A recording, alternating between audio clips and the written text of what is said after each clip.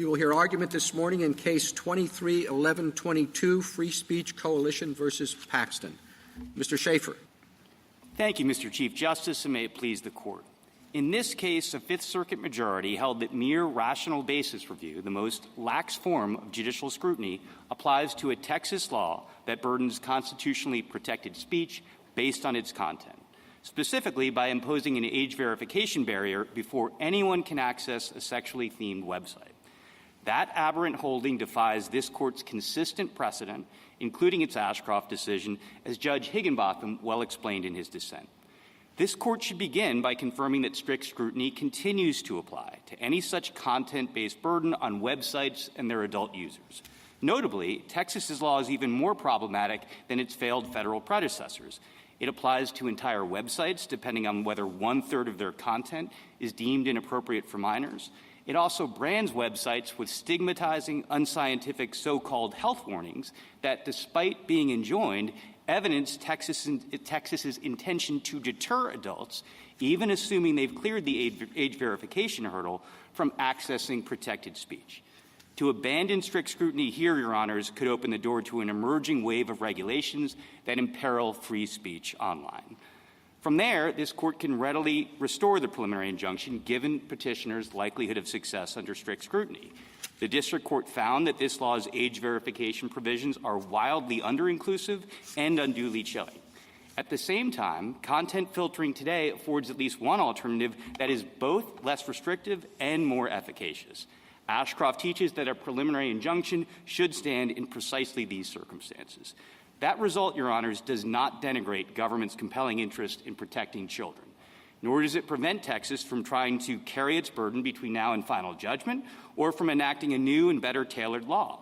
Rather, reinstating the preliminary injunction would simply maintain fidelity to First Amendment rights and precedents while litigation proceeds. I welcome the Court's questions. Can age verification systems ever be found constitutional? Justice Thomas, I think government should start with content filtering as a less restrictive alternative. But can age verification ever be constitutional?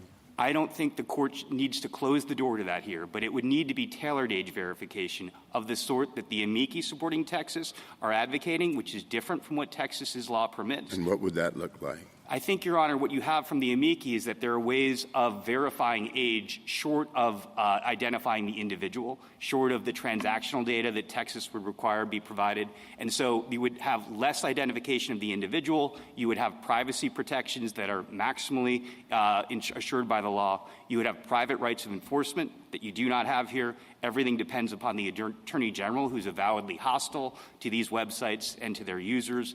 And last, Justice Thomas, you should have confidentiality that is legally assured.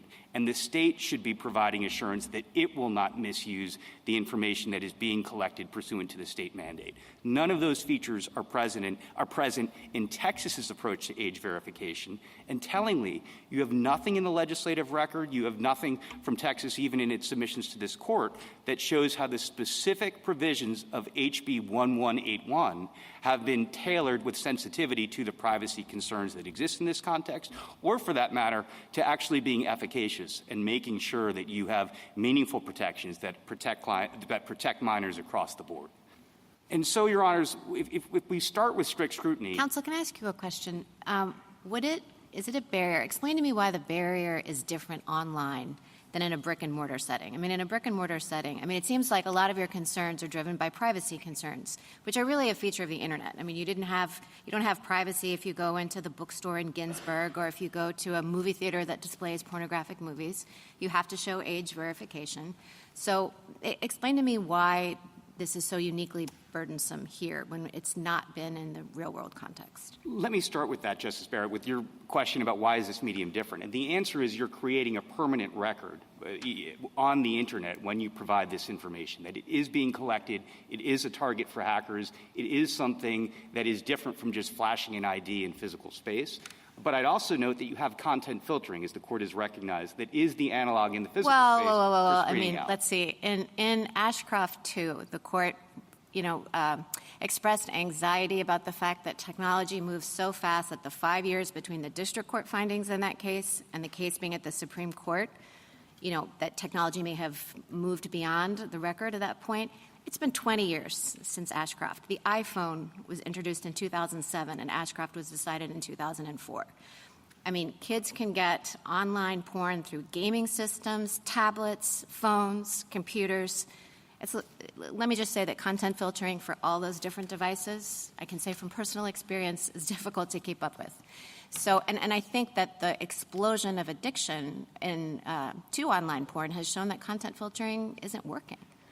Justice Barrett, let's flash forward on the technology. I think it is actually common ground that content filtering today is technologically better than ever, more readily available than ever. It's employed by this court. It's employed in workplaces throughout America. And it's agreed by the experts for both sides that it can work, specifically in this context, of parents protecting their kids through all the devices that Your Honor just cataloged. You can find that in joint This court has an IT department, and so do workplaces. But this is content filtering software that's designed to be implemented in the home. And so if you look at Joint Appendix 275-76, 282, 285, you can see Mr. Allen testifying for Texas about content filtering today being fit for purpose. It's a question of adoption.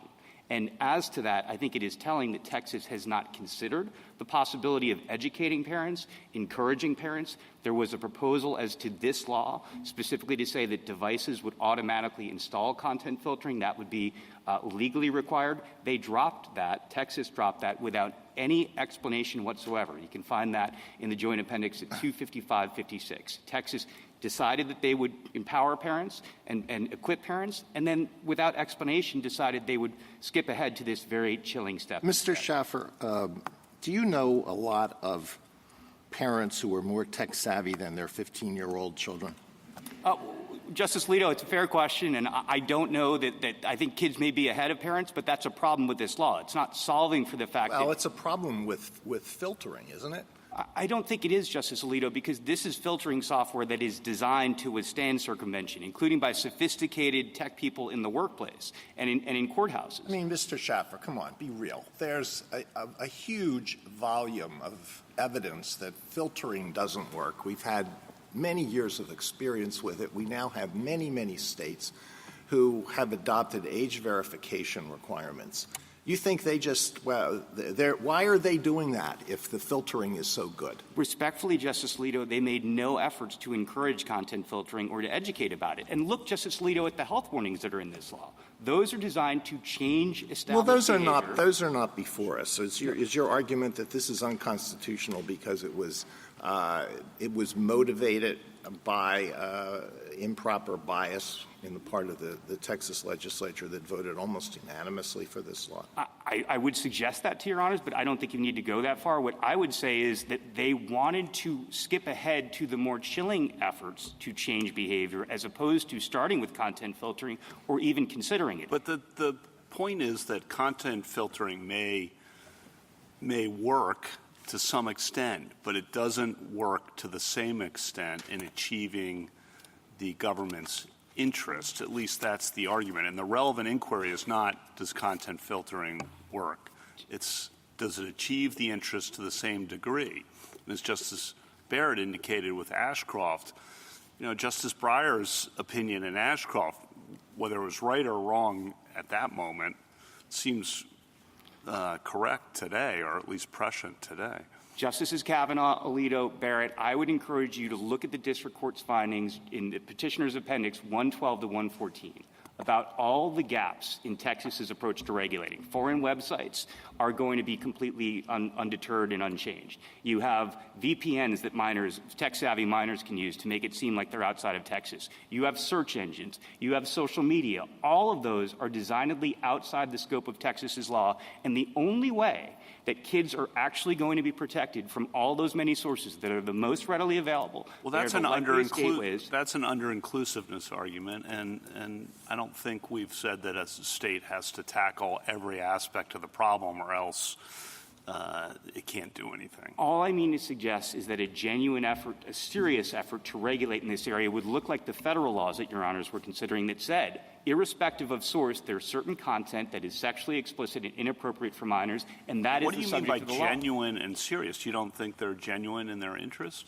I think that they're genuine in their interest, Justice Kavanaugh, but I think that their interest is a broader anti-porn interest in preventing willing adults from accessing this content. And they want to make it more difficult. They want to make it costlier. They want to make it chilling. And so, Justice Kavanaugh, what I would say is, crediting the Court's concerns and the concerns of a responsible government that wants to regulate here, I think you should wait for a government that actually shows they're making serious headway to tackle the problem. Could I take you back to Justice Barrett's initial question? This was about brick-and-mortar stores. And if there's an age verification requirement about, like, porn magazines, is that also subject to strict scrutiny? Are you saying that should be analyzed the same way? I need to see the law, Justice Kagan. I would. I think if it's an age... No, I don't think you need to see the law. It's just this. It's an age verification requirement, but it applies to brick-and-mortar stores, and it relates to the distribution of, printed smut. Here's all I mean, Justice Kagan. If that law was to say age verification takes the form of an affidavit or show your birth certificate, I think that would absolutely, of course, be subject to... Well, it's an age verification law that requires the same kind of documentary proof or whatever that this law does. I think if it's going beyond the New York law that was addressed in Ginsburg, as I understand Your Honor's question, I think it would be subject to strict scrutiny. It would almost surely satisfy that scrutiny unless it was gratuitously designed to chill the adult customer from making the purchase. And why is it that law would satisfy strict scrutiny, but this law does not? Because it's tough to imagine, Justice Kagan, how else you would be getting after the point of purchase exchange to a minor, short of what Your Honor is describing, assuming that this is the kind of traditional sort of law. I do note we agree with the institution. So if that's the case, your answer to that really depends entirely on content blocking, the availability of content blocking in the online space. I don't think entirely, Justice Kagan, because if you go to a store and the clerk is just looking at an ID, there's not a special cost associated with that. When you have age verification for every single user in the Internet context, and you're multiplying those costs, $40,000 per 100,000 users as found by the district court at a minimum, you have a serious burden on the speaker. And we agree with the Institute for Justice in its amicus brief that when you have a law that reads as this law does, saying if you are sponsoring sexually explicit content online, you must answer to an across-the-board age verification mandate. That, Your Honors, is content-based discrimination. That is a content-based burden. That should always trigger strict scrutiny. Well, the court... I'm sorry. I just want to pin you down a little bit, if I can. I'm going to try. Do you agree that, at least in theory, brick-and-mortar institutions shouldn't be treated differently than online and vice versa? That principle that we shouldn't have a constitutional regime that prefers one technology over another. We said as much in Wayfair. Justice Gorsuch, do you agree with that principle? I think it's a different medium, so I don't want to be difficult with Your Honor's question. I do agree. Oh, sorry. I'm going to press you. All okay. Right? I understand they're different media, but does the principle apply that we should try and treat those two media as equally as possible? Yes, and I think okay. in a way that is... I'll take it. I'll take it. Okay. I'll stop there. Yeah, good idea. Okay. What percentage of your clients' materials would be considered obscene for minors? Your Honors, it's tough to arrive at that calculation. Well, your friends on the other side say it's all. I don't think, no, that is not true, Your Honors. Virtually all? Disagree. No, Your Honors. If you okay, then you give me the number. What percentage? I cannot quantify it because we're dealing with, I would recognize, a very large universe of material. I would note, Your Honor, that among that material is blogs. It is podcasts. I understand. I'm asking you for a percentage. Your Honor, I cannot quantify that. More than 50%? I think that's a fair guess. More than 70%? Your Honors, I don't want to go out on a limb. I think that may be correct, but I can't tell you with assurance. More than 90%? There, Your Honor, I think we may be stretching upwards. Okay. As far as whether it's sexually explicit. We got 70%, though. Okay. All right. And then do you agree that there is a compelling government interest in keeping obscene materials from minors? Yes, unequivocally. Okay. Thank you. Well, why don't you, to follow up on Justice Gorsuch's questions, why don't you talk about the most popular porn sites, which I gather you're representing. So one of the parties here is the owner of Pornhub, right? Yes. And what percentage of the material on that is not obscene as to children? Well, Your Honor, if we're talking about the youngest minors, I would agree that most of it is, and that is how we read the law. Is it like the old Playboy magazine? You have essays there by the modern-day equivalent of Gore Vidal and William F. Buckley, Jr.? Not in that sense, but in the sense you have sexual wellness posts about women recovering from hysterectomies and how they can enjoy sex. That's on there. Discussions of age verification proposals and where the industry lines up as far as what they think should be legislated and what should not. All right, let's go down to what's the second most popular porn site? Your Honor, I don't have the. You don't know. rankings. You represent these people. We represent the industry, Your Honor, the portion of the industry that answers to U.S. laws and jurisdictions. So that portion of it. Are you familiar with what they have? Your Honor, somewhat so, yes. And I think the record offers some indications of that. But I'd also note that some of it is softcore by any account. It's people who are wearing less rather than more clothing we would recognize, but not anything that anyone would think to be obscene as to adults. And potentially for a 17-year-old, that would be up to a parent to decide what's appropriate for their minor. I mean, the district court was worried that this would have an effect on something like Netflix, right? Yes. I mean, is Netflix a party here? No, they're not. But is there anything in any business other than hardcore porn a party here concerned about the application of this law to them? Yes, Your Honor. I'm sorry, an amicus here? Well, Your Honor, you have the American Booksellers Association. You have O-Schools, which is devoted to sex education. You don't have Netflix. You don't have anybody else like that who is concerned that this would apply. And even in terms of the client base, Justice Alito, I want to be precise. One of the client websites is solely softcore. It's not anything that you would, I think, would answer to the description you were suggesting earlier.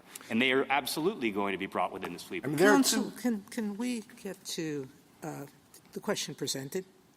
The Yes, question Justice. presented is not whether this law passes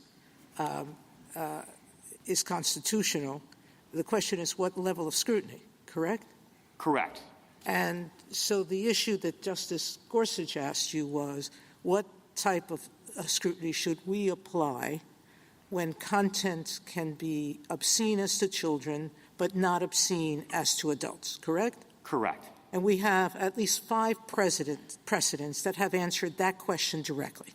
Yes. In Sable, some of the material was obscene to children, even if it wasn't obscene as to adults, because with respect to children, we have said that even indecent materials can be regulated under rational basis, correct?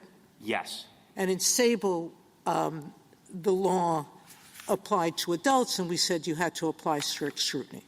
Correct. And it was invalid under it. So the answer to Justice Gorsuch is let's treat every medium under the scrutiny that applies to the people affected, correct?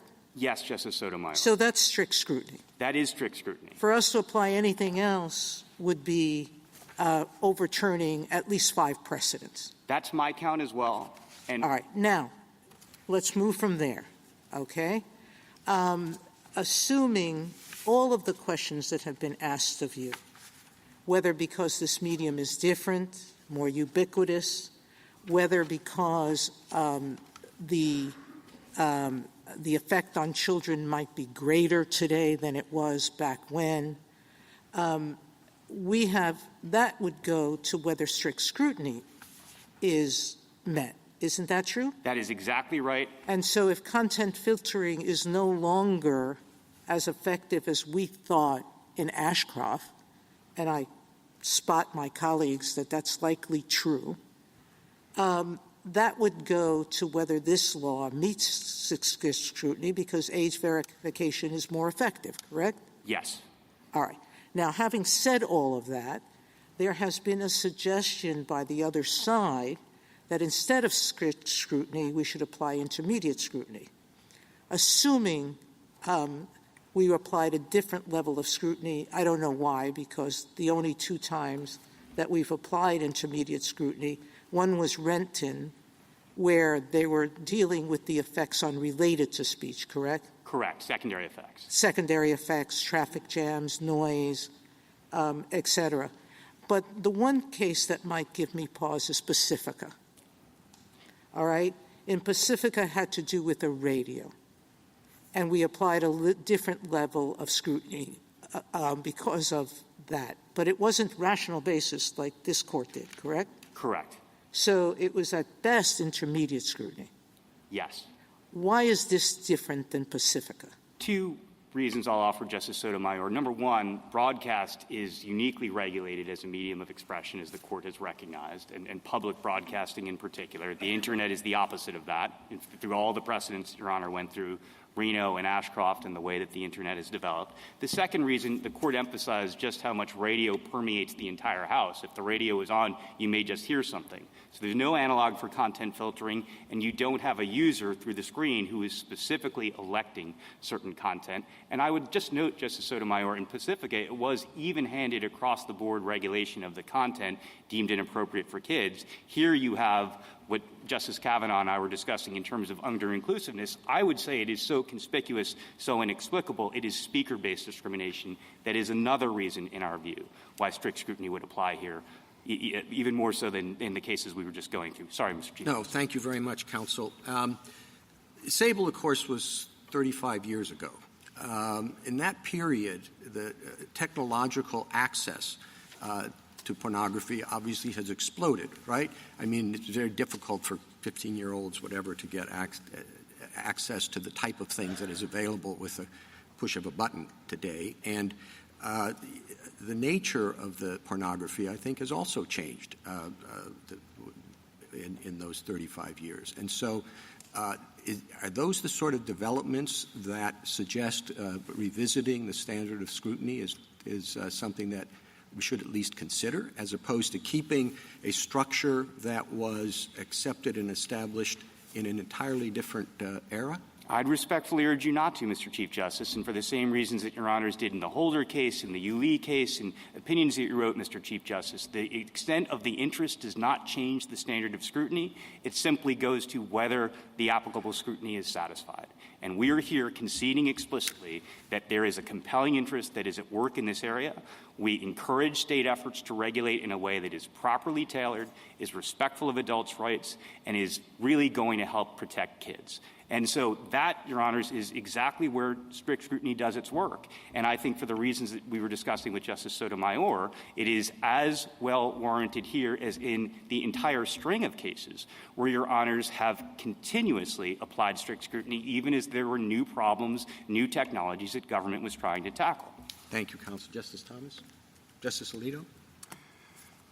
Justice Sotomayor mentioned some of the precedents that have been cited by the parties in this case. She didn't mention Ginsburg versus New York, which was perhaps the decision that the Court of Appeals relied on most heavily. So I would like you to explain why rational basis was appropriate in Ginsburg and not appropriate here. What you say in your brief is, the law at issue in Ginsburg did not place any restriction on adults' access to sexual materials. It did not, for example, require sellers to conduct age verification of adult customers. How can that be true? Suppose a youngish-looking person went into Mr. Ginsburg's store and wanted to buy a girly magazine. Mr. Ginsburg faced the possibility of criminal prosecution if he did not verify that that person was not a minor. So why is there not age verification built into the issue in Ginsburg? Justice Alito, if it's built in, it's tailored age verification, just as you were suggesting with the question. Most purchasers, if I myself were the purchaser, I don't think I would be carded. The New York law said that if there was a knowing sale to a minor, or someone whom the seller should suspect to be a minor, that was the exceptional instance where you might have, subject to the seller's discretion, some reasonable effort to ascertain the age. Well, if what you're facing is possible criminal liability, you may want to err on the side of safety. I know that when I try to buy wine at a supermarket, they require me to show an ID. I take it, I'm flattered by it. I've had the same experience. But Justice Alito, I don't think the senior citizen under the New York law would be as likely to be asked to produce verification of age, and it certainly wasn't an across-the-board age verification mandate that has costs and burdens and Counsel, chills. I think we're off on a tangent. I'm sorry. Sorry. Let me move on to something else. So you agree that the state has a compelling interest, but you say they have other ways, less burdensome ways of serving that interest. And I just wanted you to go through those. So one is filtering. We've talked about filtering. Another that you referred to in passing was putting some kind of a blocking device on every device. You want this built into every smartphone. Is that the idea? So it's available. Yes, Justice Alito. Right there at the click of a button. Why is that less burdensome? First of all, it's not burdening speech. It's the conduct of producing the device that's subject to the regulation. You also don't have someone, when they're accessing extremely sensitive content online, merely by virtue of that, going through a separate transaction where they're identifying themselves in a way that is specific to that content, the most sensitive, private, compromising content.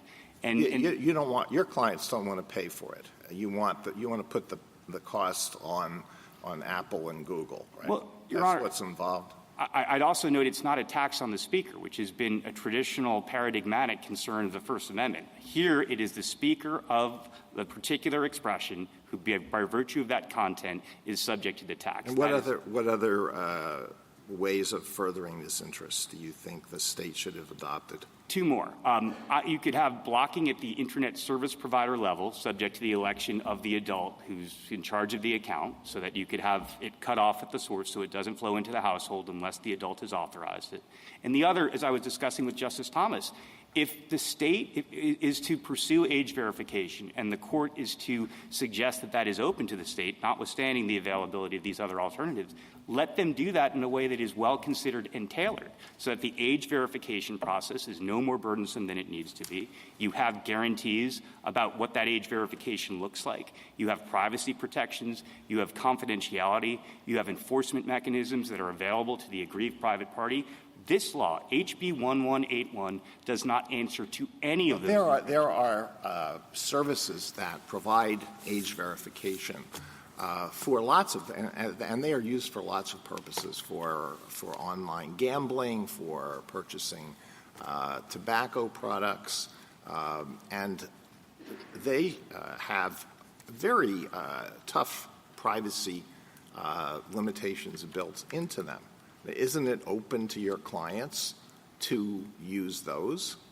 Actually, it's not, Justice Alito, because if you look at Petitioner's Appendix 171, you can see the provisions of the law that govern age verification. It has to be one of three things. Either a digital ID, which everyone agrees is not available in Texas, so that's the number one alternative is not there to be used. The second is a government-issued ID, which everyone agrees is exceptionally chilling, perhaps the most chilling way to identify yourself to a hostile government. And the third is dependent upon commercially reasonable methods that rely upon transactional data, Justice Alito. So that's things like your mortgage application. So you could not use Yoti, for example. Your clients could not use that. We don't think so, Justice Alito. By all indications, that is ruled out. And I do think that that's telling. You have Yoti's amicus brief, but they don't pretend to marry up their proposed forms of age verification with what Texas has prescribed and by implication proscribed as an available form of age verification. Is that something that's been addressed by the Texas courts or by the Texas AG, whether using a service like that would satisfy the requirements of the statute? I think the plain text tells us you can't. Texas didn't suggest a narrowing construction below, and of course this was a pre-enforcement challenge that resulted in a preliminary injunction. So there just isn't an opportunity there to have the narrowing construction. One other point, if I may, Justice Alito, there have been hacks of age verification providers. That is a real thing, despite all of their assurances. And Yoti, as you'll see in amicus briefs in support of us. There have been hacks of everything. Yes. Yes. And that is exactly why age verification has an inherent chill to it. Everyone knows what Your Honor just said. Justice Sotomayor? Ginsburg, and that's what the court below relied upon. Ginsburg was a child objecting, not a store. Exactly right, Justice. And it was a child saying, I shouldn't be barred from viewing indecent materials because adults shouldn't, correct? That's correct. And so the only rule there was what level of scrutiny do you apply to a law that applies only to children, correct? That is exactly right. And what the court said is what's indecent for an adult could be obscene, basically, for a child. And obscene materials only have to, for children, obscene or indecent materials only have to satisfy rational basis. That's right. And I would just note that Justice Brennan's opinion for the court was exceptionally clear about what you were just going through, Justice Sotomayor, what was and was not being addressed. So in terms of Ginsburg being a precedent, it's not a precedent involving a burden on adults. Yes, and our challenge is solely on behalf of adults. We are not invoking the rights of minors for purposes Sable of our was a challenge. case in which there was a burden on children and a burden on adults. The court applied rational basis to the burden on children and explicitly applied strict scrutiny to the burden on adults, correct? Yes. So we have direct precedent that says you will apply different scrutiny to each age category. That's right. And I would just note that in Reno, Justice O'Connor's separate opinion there differentiated, just as Your Honor is suggesting, between the rights of minors versus the rights of adults, which were separately addressed in that opinion, too. Thank you. Justice Kagan? No. Justice Gorsuch? I had thought Ginsburg was a conviction of an adult who sold to minors, and it wasn't a minor asserting any rights. He was charged and convicted of crime of knowingly selling to minors, right? Forgive me for agreeing with both you and Justice Sotomayor. The challenge. Well, only one of us can be right. Well, here's how I square the circle. It was a challenge by the seller invoking the rights of minors. So that was what the court was presented. It was his right to sell to minors. Justice Gorsuch, he was convicted of a crime for knowingly selling to minors, counsel. As Your Honor knows, in the First Amendment context, the availability of the overbreath challenge can invoke the rights of others, and that's exactly what I understood, per Justice Brennan, the challenger there to have done, invoking the rights of the minor. Okay. You agree he was challenging his criminal conviction for knowingly selling? I'm not going to disagree with the procedural march, Your Honor, just the substance. And your distinction of Ginsburg is there he didn't have to check every ID? Is that your distinction? Correct. Liability arose from a knowing sale. So you think that a law that would require brick-and-mortar stores to check all IDs would be impermissible? I think it would be subject to strict scrutiny, potentially, if the adult shows the sorts of burdens that we have here. Then I think. And you would argue that undoubtedly that it chills, and therefore it's a problem, right? Justice Gorsuch, my arguments would not be anywhere near as strong. I don't envision any such challenge, and I don't know of any such challenge being brought. I'm not suggesting the court should write its opinion here in a way that invites those challenges. And with respect to age verification online, which you treat as a different kettle of fish, gambling, age IDs required by a lot of states? If it's not involving expression, protected expression, I'm not bringing the First Amendment challenge. Okay. Applying to get a gun, Second Amendment, got to do that online? Different standard. We're not concerned with chill in the same way. We don't have all the precedents that call for strict scrutiny when you have burdens on adults and the concerns that are operative. The vote in some states, you have to show an ID, a government-issued ID? We're not suggesting that's at issue here. Okay, all those are okay, but this is different. Your Honor, it is different, and I think part of it's because of the Internet, part of it's because of the law, and part of it's because we're talking about a content-based burden on the speaker.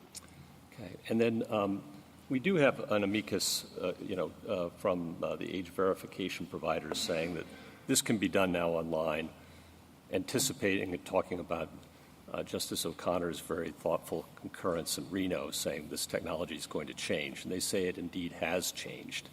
And you point out that we don't have much of a record given that this is on a PI. What do we do about that?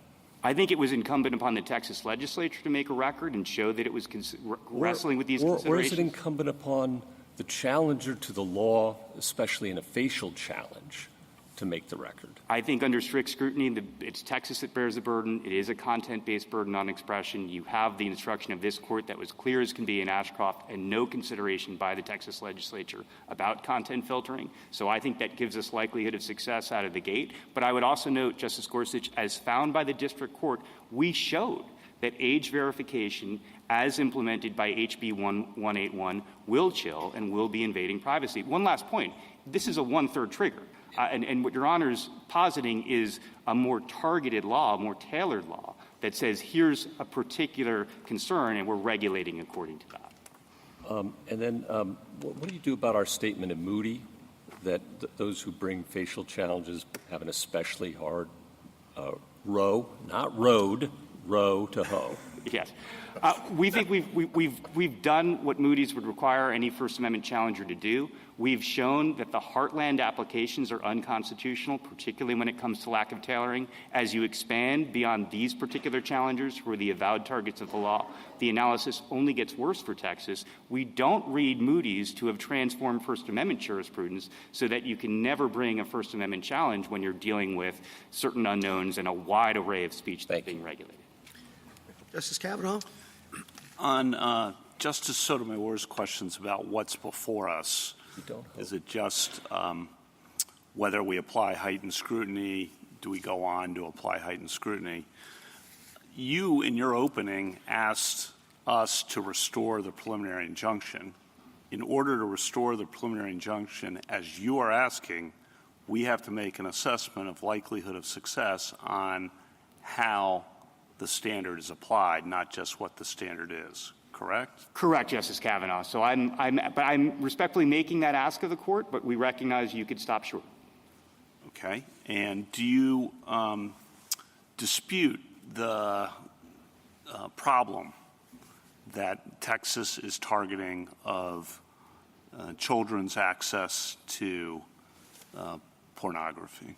We don't dispute the underlying problem. We support efforts to solve the problem as long as they're properly tailored. Do you dispute the societal problems that are created both short-term and long-term from the rampant access to pornography for children?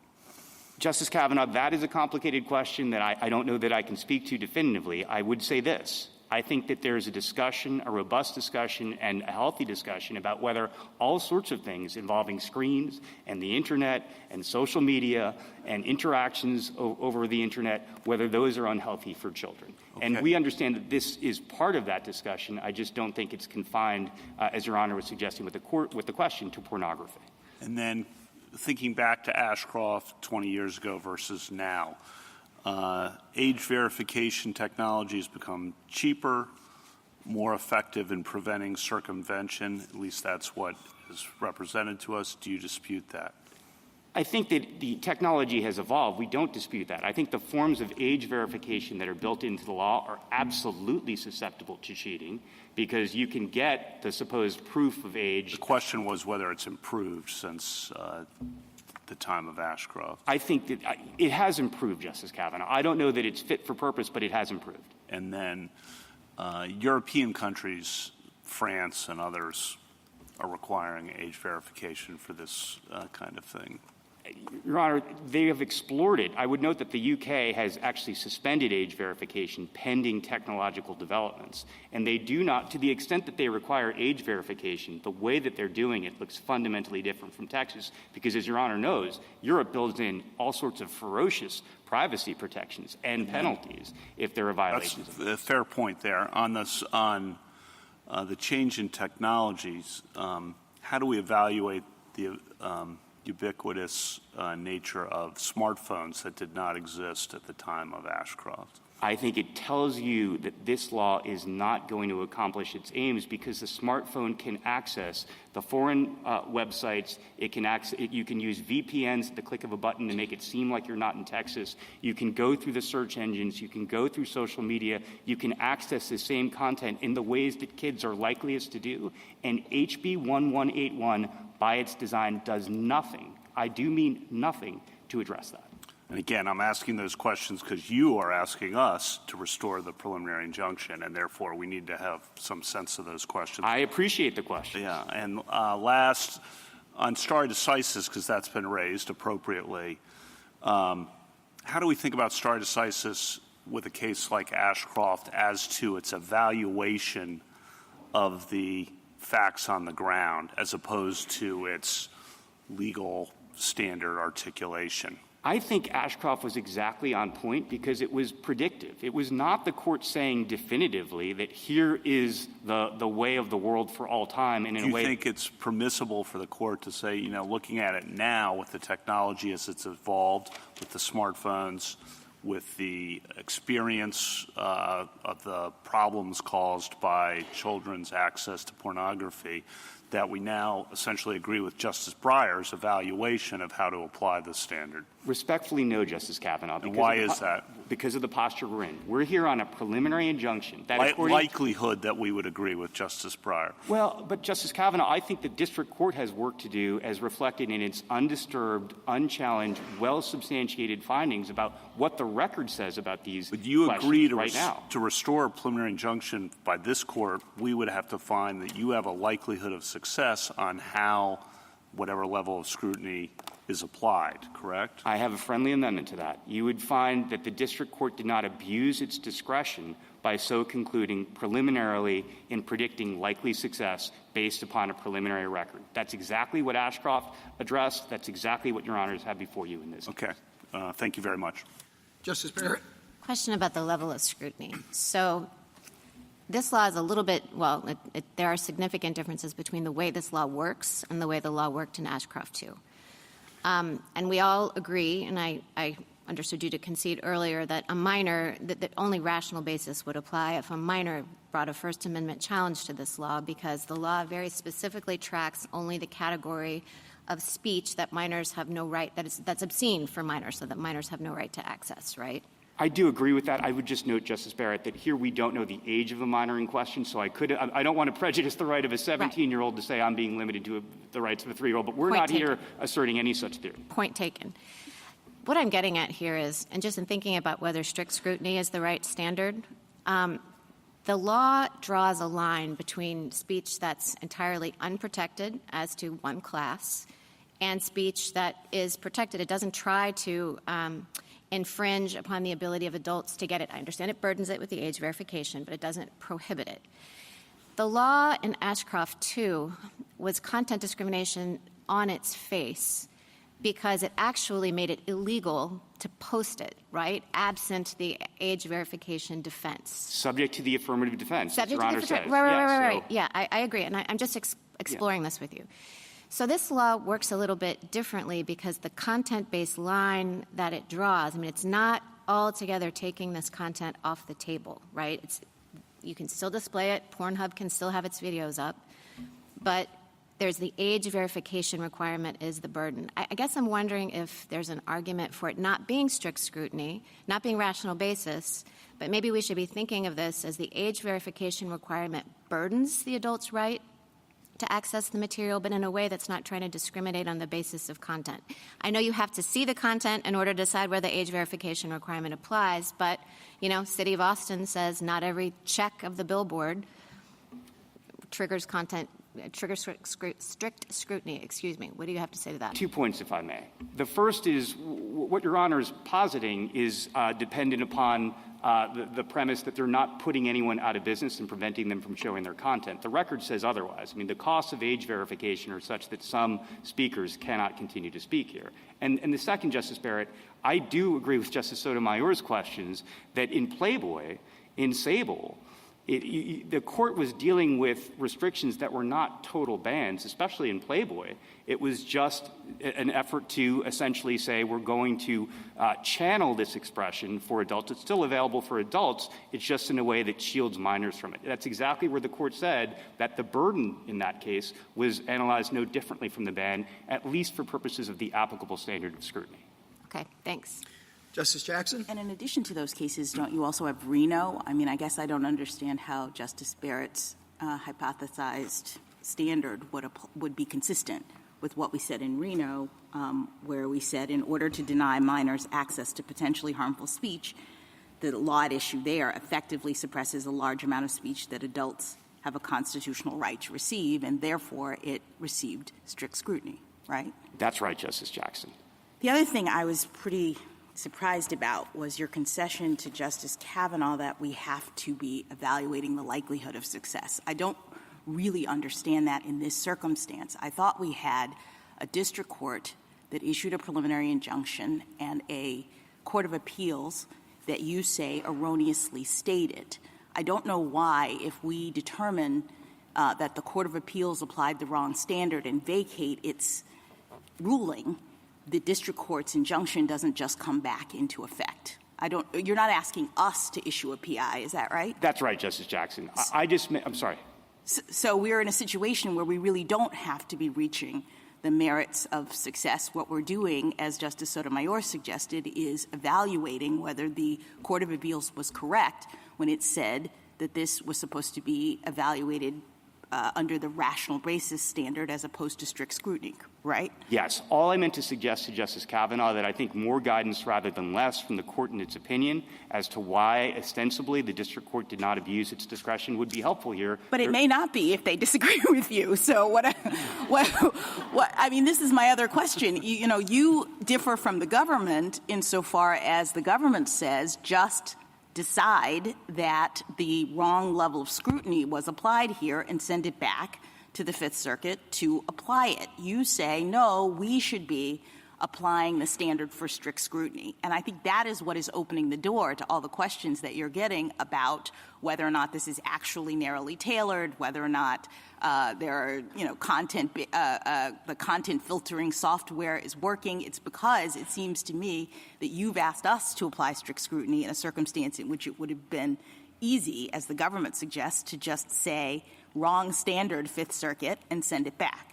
I never want to be disagreeing with the United States unless I must. So we don't have much disagreement with them on this, Justice Jackson. I would just note that we're talking about undisturbed, unchallenged findings by the district court and a determination that follows, in our view, inexorably from this court's precedent. Given that there has been the detour taken by the lower court, I think it would be helpful. I think it would be reaffirming of First Amendment. And the Fifth Circuit can decide on remand whether or not the district court's findings actually sustain this under the proper standard, correct? It can, Justice Jackson. Finally, with respect to Ginsburg and whether or not the Fifth Circuit was correct to look at Ginsburg as the precedent that tells us what standard is supposed to apply. In your colloquy with Justice Gorsuch, he did, and you admitted that we're talking about a person who was convicted and he himself was an adult, but I understood the court to have told us what the issue is. Well, first of all, the court in the opinion says that his, meaning the person's contention, is the broad proposition that the scope of the constitutional freedom of expression secured to a citizen to read or see material concerned with sex cannot be made to depend on whether the citizen is an adult or a minor. So he was saying this is unconstitutional because it varies between adult and minor. And then the court says it's enough for the purposes of this case that we inquire whether it was constitutionally impermissible for New York to accord minors under 17 a more restricted right than that assured to adults to judge and determine for themselves what sex material they read. So really, this was a rights of minors case where the person appeared to be arguing that you can't have this law because it burdens the rights of minors. So is that the situation that we have here today in this case? This is a fundamentally different challenge, and I disagree with you. I agree with you, Your Honor, that the court was exceptionally clear in Ginsburg about adjudicating only the rights of minors in the face of a challenge that it understood to be confined to the rights of minors. And here we have a challenge in which the person is saying, fine, whatever you do with minors, what we're suggesting is that requiring adults to do something, to do this thing, to access this material burdens our First Amendment rights. So that's a different issue, is it not? Exactly right. Adults and speakers, also the websites that sponsor this content, all of which have to answer to the age verification mandate at great cost. Thank you. Thank you, counsel. Mr. Fletcher? Thank you, Mr. Chief Justice, and may it please the Court. We agree with petitioners that the Fifth Circuit was wrong to apply only rational basis review because Texas's law imposes a content-based burden on speech that is protected for adults. Our office acknowledged that strict scrutiny applied to a similar federal law in Ashcroft 2. This Court agreed, and we haven't identified a basis for applying a different standard here. Critically, though, that should not prevent Congress or the states from restricting the distribution of pornography to children online, just as states have traditionally done it in brick-and-mortar stores and theaters. In remanding for the application of strict scrutiny, we'd urge the Court to emphasize 3 points. First, the government has a compelling interest in protecting children from harmful sexual material online. Second, a law serving that interest is valid as long as it does not burden adult access more than necessary to exclude children. And third, Ashcroft 2's preliminary application of strict scrutiny 20 years ago does not prevent courts from upholding age verification requirements today, now that verification has become less burdensome and experience has shown that other approaches are not working. I welcome the Court's questions. In the laws that that the Justice Department was arguing in favor of in Playboy and Ashcroft, and in either of those, did you ever suggest or argue that there should be a lower standard? We did in every one of those cases before Ashcroft. In Sable, which was the first one of them, we argued for something like intermediate scrutiny under Pacifica. In Reno, which was the next one, we again invoked Pacifica and also made a Renton argument very similar to the secondary effects argument that my friends from Texas make here. And then in Playboy, we again invoked an argument based upon Pacifica, and Justice Breyer in dissent made an argument based on Renton. So we made a pitch for intermediate scrutiny repeatedly in this context. We were rebuffed, and I think that's the history that led us to concede in Ashcroft 2 that this was a content-based restriction that demanded strict scrutiny. So do you think that it's appropriate in this context of protecting children to compromise the strict scrutiny standard? I wouldn't describe it as compromising the strict scrutiny standard at all, Justice Thomas, but I do think it would be appropriate for the Court to emphasize that it's going to be easier for states to satisfy strict scrutiny in this context because of the very unique nature of the interest here. Normally, the government does not have a legitimate, much less a compelling interest in restricting speech based on its content. That's a fundamental principle. Here, though, there's a specific category of speech defined by its content, speech that is obscene as to the minors, where everyone agrees that the state not only has a legitimate interest, but a compelling interest in making sure that minors do not access that speech that is defined by its content. So I think it's going to be much easier for states to show that restrictions that are based on that content are narrowly tailored to a compelling interest. Well, will it be easy enough for this law to pass? I don't know about this law. We haven't taken a position on that. I know, but, I mean, you've been staring at this law for a long time, and this law is pretty similar to 20 other laws that are out there. So you must have some sense, even if you don't want to say particularly this law. Yeah. There are 20 laws out there. Are some of them going to pass through the eye of the needle here or not? So let me say, if the question were framed the way Justice Thomas did, is there some version of age verification that is good enough? My answer is yes. I'm not really talking about some imaginable version. I'm talking about, like, some version that states have enacted. So let me give you a specific example. We defended COPA, the law this Court looked at in Ashcroft 2, even after remand in the District Court in the Third Circuit and in a cert petition in this Court. I have no reason to think that we would come to any other conclusion about a law that looked like that today. The reason I'm hesitating about state laws is that I don't know that there's actually that much variation in the state laws, and all of them raise some questions that we have about Texas's law that we think are questions of what the law means that would inform the First Amendment analysis. So one is this 1/3 requirement. I think petitioners say the law requires age gating of an entire website, even if it has a substantial amount of content that's protected. My friends from Texas say in the red brief that if you segregate out the obscene as to minors content behind an age gate, you don't have to age gate the rest of the content of the website. That seems highly relevant to us. The second one is the issue that my friend alluded to earlier about which methods of age verification are allowed. The amicus briefs in Texas highlight some of these newer biometric methods that seem significantly less restrictive, but there's a question, as the colloquy earlier illustrated, whether Texas law would allow those methods or would instead require some sort of physical identification or transaction records of some kind. And then the last one, which has also already come up, is which minors are we talking about when we say obscene as to minors? I take it that the plaintiffs say that means obscene even as to the youngest minors. When we were defending a similar law in COPA in Ashcroft 2, we took the position that obscene as to minors means obscene as to all minors, as in inappropriate and lacking in value, even as to older minors. I think the law becomes much easier to defend if Texas courts would adopt the same interpretation of the Texas law here. If I could add one thought, I think that this court has said in a series of recent First Amendment cases that tradition can be a very important guidepost in deciding both what standard of review applies and also in thinking about how to apply that standard in particular circumstances. I think here the tradition that applies in brick-and-mortar contexts that's reflected in Ginsburg, to be sure, but also in a much broader family of laws that restrict the distribution of this material, as Justice O'Connor explained in footnotes 1 and 2 of her opinion in Reno, adult theaters, adult bookstores, books and magazines. There's a long tradition of restricting this material through age verification methods that are less formal because, as Justice Alito indicated, it's just a requirement, don't sell to minors, and that means that a clerk in the physical world can do it by looking at the person and only requiring ID if the person isn't obviously of age.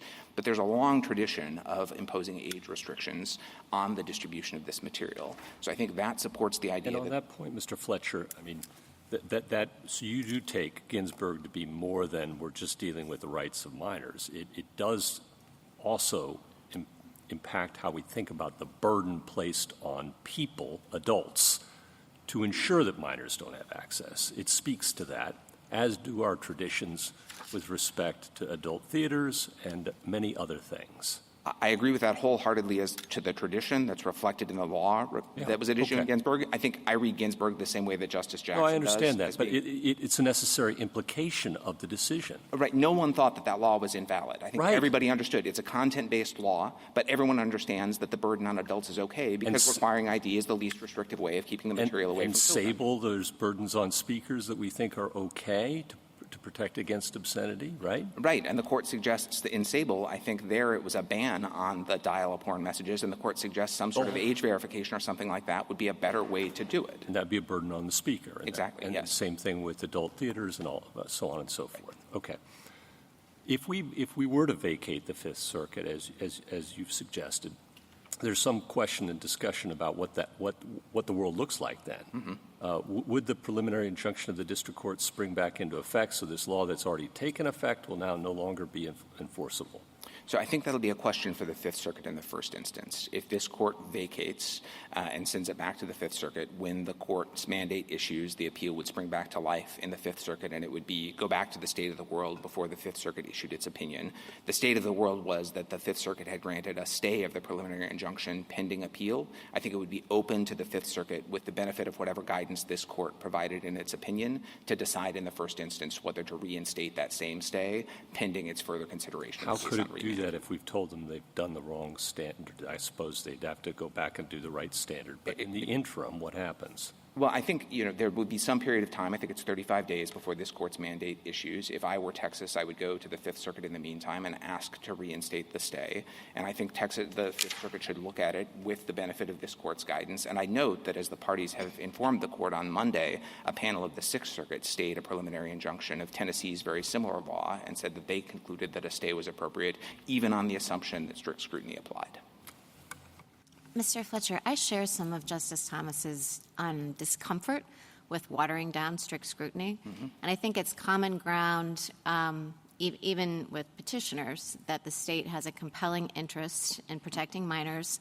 And I think petitioners would be back here challenging even a different law as failing strict scrutiny, but they've left open the door to the possibility of it satisfying strict scrutiny. But, come on, fatal in fact. And I think there's a sense here that the state should be able to protect minors from some of this, but there's not a whole lot of room in the way we traditionally understand strict scrutiny for that to happen. What is your reaction to spillover effects and whether this really would be kind of loosening strict scrutiny? So I appreciate the concern, and I guess I'll say just as a matter of first principles, some of your earlier questions got it. Wouldn't intermediate scrutiny make sense here? I have a lot of sympathy for that because if we were writing on a blank slate, as I said to Justice Thomas, the government was arguing for something like intermediate scrutiny in this context. So as a matter of first principles, I think there's a lot of force to that. But we're not writing on a blank slate. We have this series of precedents. And so then I think the question is, can we find room for this intuition within the parameters that the court's decisions set? I think you can, as some of the reasons I was explaining earlier explain. This is the case where the state has a compelling interest in restricting speech based on its content. That is exceedingly unusual, right? And so I think for the court to say states have room here even under strict scrutiny, but that is because of the particular and unique nature of the interest here, I think would give states the room that they need in this context, but without watering down the strict scrutiny inquiry in other contexts where that's just not going to be true. Thank you, counsel. In terms of the precedents that you're talking about, there are cases where the technological developments caused the court to reconsider the precedents that were developed under, not quite the horse and buggy days, but prior to very significant changes. Now, why isn't that a pertinent factor to consider here?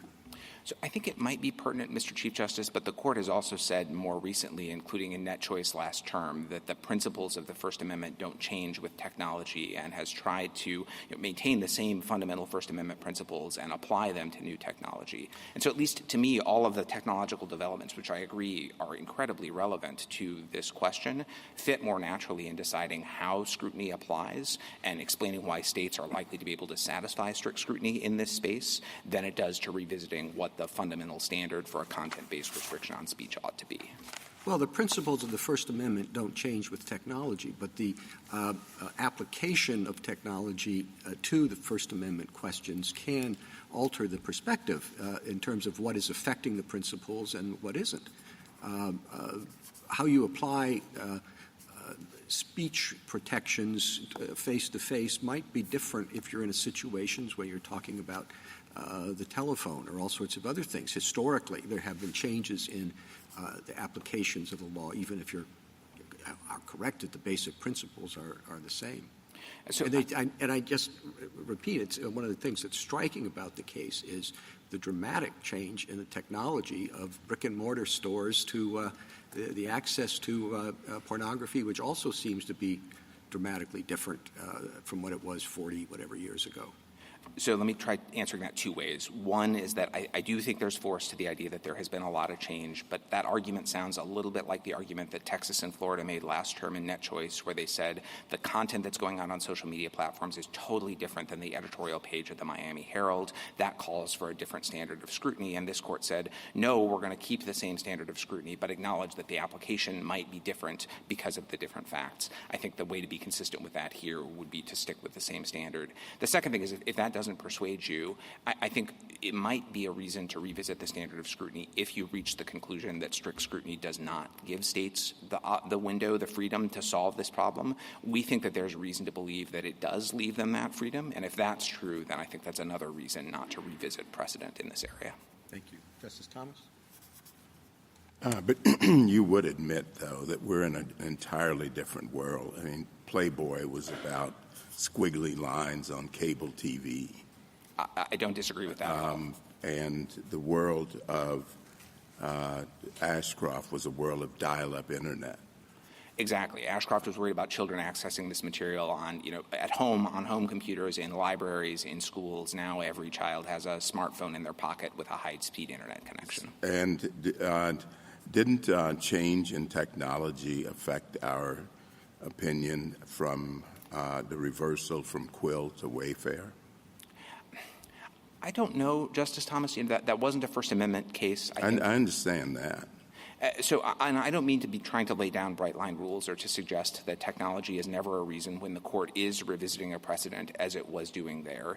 Here we think Texas hasn't really squarely teed up a request to overrule precedent in the way that this court usually expects before it takes that step, and instead the Fifth Circuit thought that it was applying and being consistent with this court's precedent.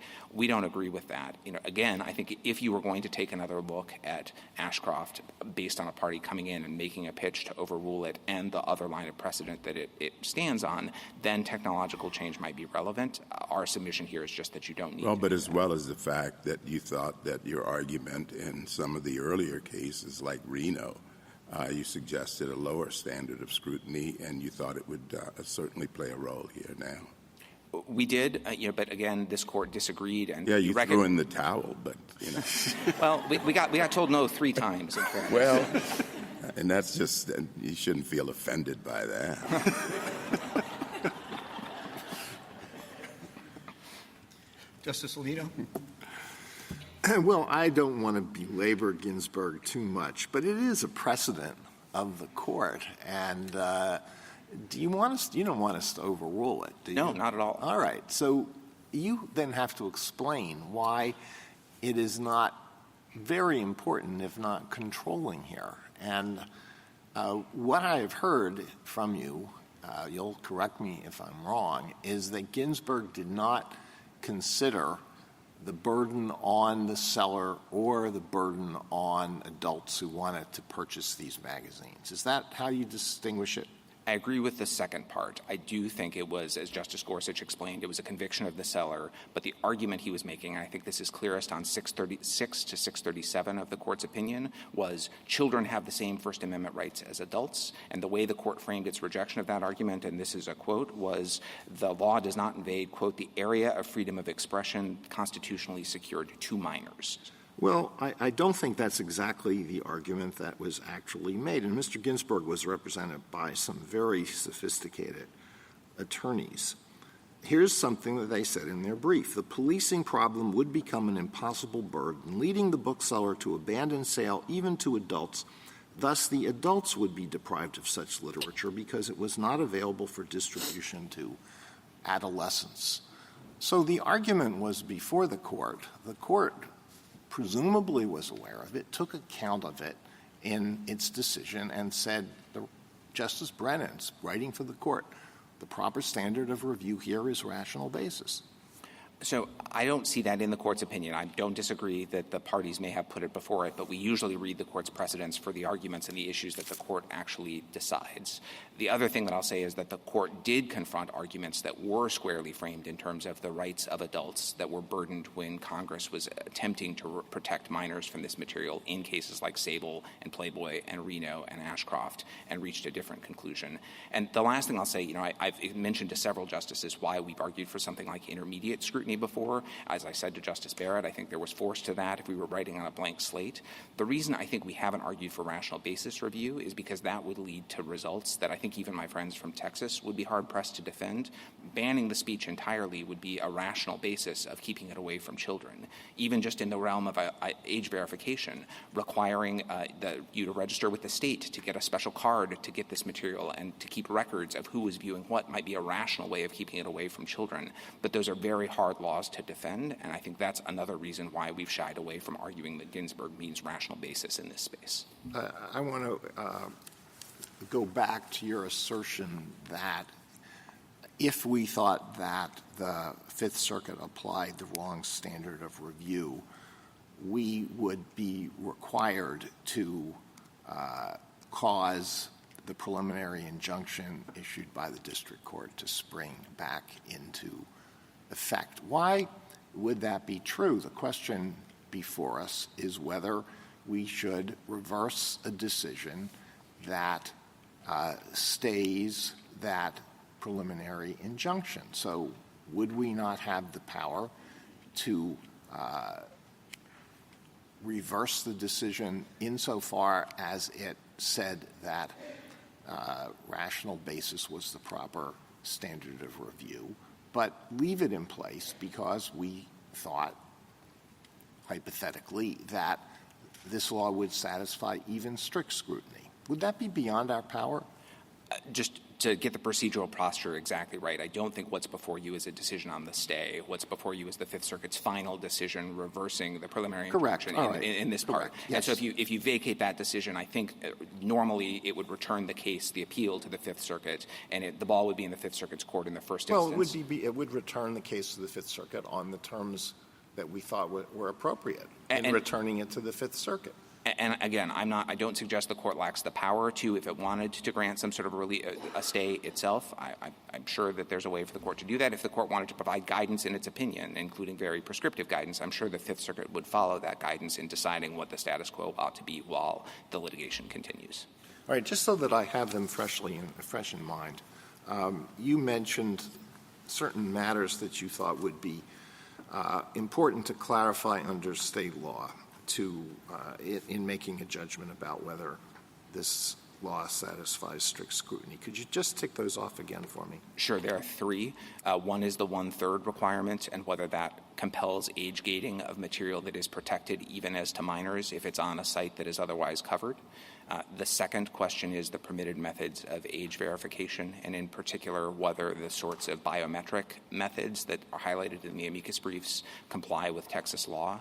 And the third is the question about when Texas law refers to obscene as to minors, which minors are we talking about? Are we talking about even the youngest minors, or are we talking about all minors, such that material that is only appropriate to older minors is prohibited? Justice Sotomayor? I'm not sure I understand your first point. So what do you, could you go through that again? Sure. So I think one of the points that petitioners make is that the Texas law requires age gating of a website if more than 1/3 of the material on that website is sexual material that's harmful to minors. Yes. And petitioners say that means we have to age gate material even if, or age gate a website, even if up to 2/3 of the material is constitutionally protected even as to minors. And they say that means that the statute isn't narrowly tailored and that it restricts speech unnecessarily. I understand my friends from Texas, although of course the general can correct me, to say that Texas law doesn't necessarily mean that, and that a website might be able to comply by age gating only the material that is harmful sexual material and obscene as to minors, and not limiting minors' access to the other protected material. I think the law is easier to defend if you accept a construction along those lines. All right. With respect to the privacy or the permitted methods of ID, counsel for petitioner says that the more secure methods, I don't even know what YODI is, but the more secure methods aren't prohibited by this law. Do you think that is ambiguous? I don't know the answer to that, and I defer to the parties on that. I think, as counsel for petitioners said, the Texas law seems to say that you need to have a commercially reasonable method that relies on public or private transactional data. And I think the question would be, although again I welcome correction on this, whether something that relies on biometric face recognition, voice recognition, something like that, satisfies that requirement. And we just have to take a position. So to the extent that whatever methods are found to be permitted under Texas law, if they have greater risk to the user, that would be part of the calculus. I do think the concerns for the user are part of the calculus, yes. All right. Thank you. Justice Kagan? Mr. Fisher, I want to talk to you about the life on a blank slate. So pretend that the precedents don't exist for a moment. I do want to come back and ask you about the precedents, but pretend that they don't. And make it really blank. Like, it doesn't seem to me that you're required to say, well, we first argued it in a non-strict scrutiny way, because obviously you argued it in that way. You were defending federal statutes. That was the most natural way to defend them. So I want to take out the fact that your first argument was the not strict scrutiny argument and really say, as you're standing here on a blank slate, it seems to me that there are possible spillover dangers either way. Yeah. One is the spillover danger of you relax strict scrutiny in one place and all of a sudden strict scrutiny gets relaxed in other places. The other is the spillover danger of you treat a clearly content-based law as not requiring strict scrutiny, and all of a sudden you start seeing more content-based restrictions that don't have to satisfy strict scrutiny. And I just want to ask you, like, how you weigh those dangers. And I read you as saying it's just got to be the case that states can do some regulation in this area.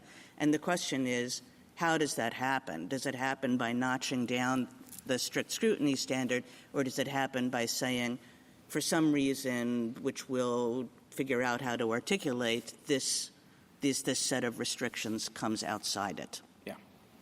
So you read me correctly, and I think writing completely on a blank slate, I genuinely think there would have been two reasonable ways to deal with this problem. It really is a unique feature in the First Amendment where you have the same speech that's protected as to some people and not protected as to others. And in fact, everyone agrees the government has a compelling interest in restricting access to that speech based on its content. It's a special, I think, unique problem. One way to approach it would have been, as you say, to say something less than strict scrutiny, even though it's content-based. Another approach, the one I'm advocating here, would be to say strict scrutiny applies a little bit differently. I would resist the idea that it's watering it down. I think it would be to say the regular strict scrutiny standard just applies differently because of the special features here. As a matter of first principles, I'm not trying to duck the question. I'm genuinely saying I think either of those would have been sort of equally workable, but we're not writing on a blank slate, so this is fighting the hypo a little bit, but I think this is what tips No, the scales. it's the next question I was going to ask, which is, what about Ashcroft and all our other decisions makes you think that they're simply not distinguishable in the way one might want to distinguish them? I mean, I think Ashcroft is particularly hard because that was a law that looked in terms almost exactly like the law at issue here. I take Justice Barrett's point that their age verification was an affirmative defense rather than part of the law, but the substantive requirements that the law imposed, in effect, were basically exactly the same.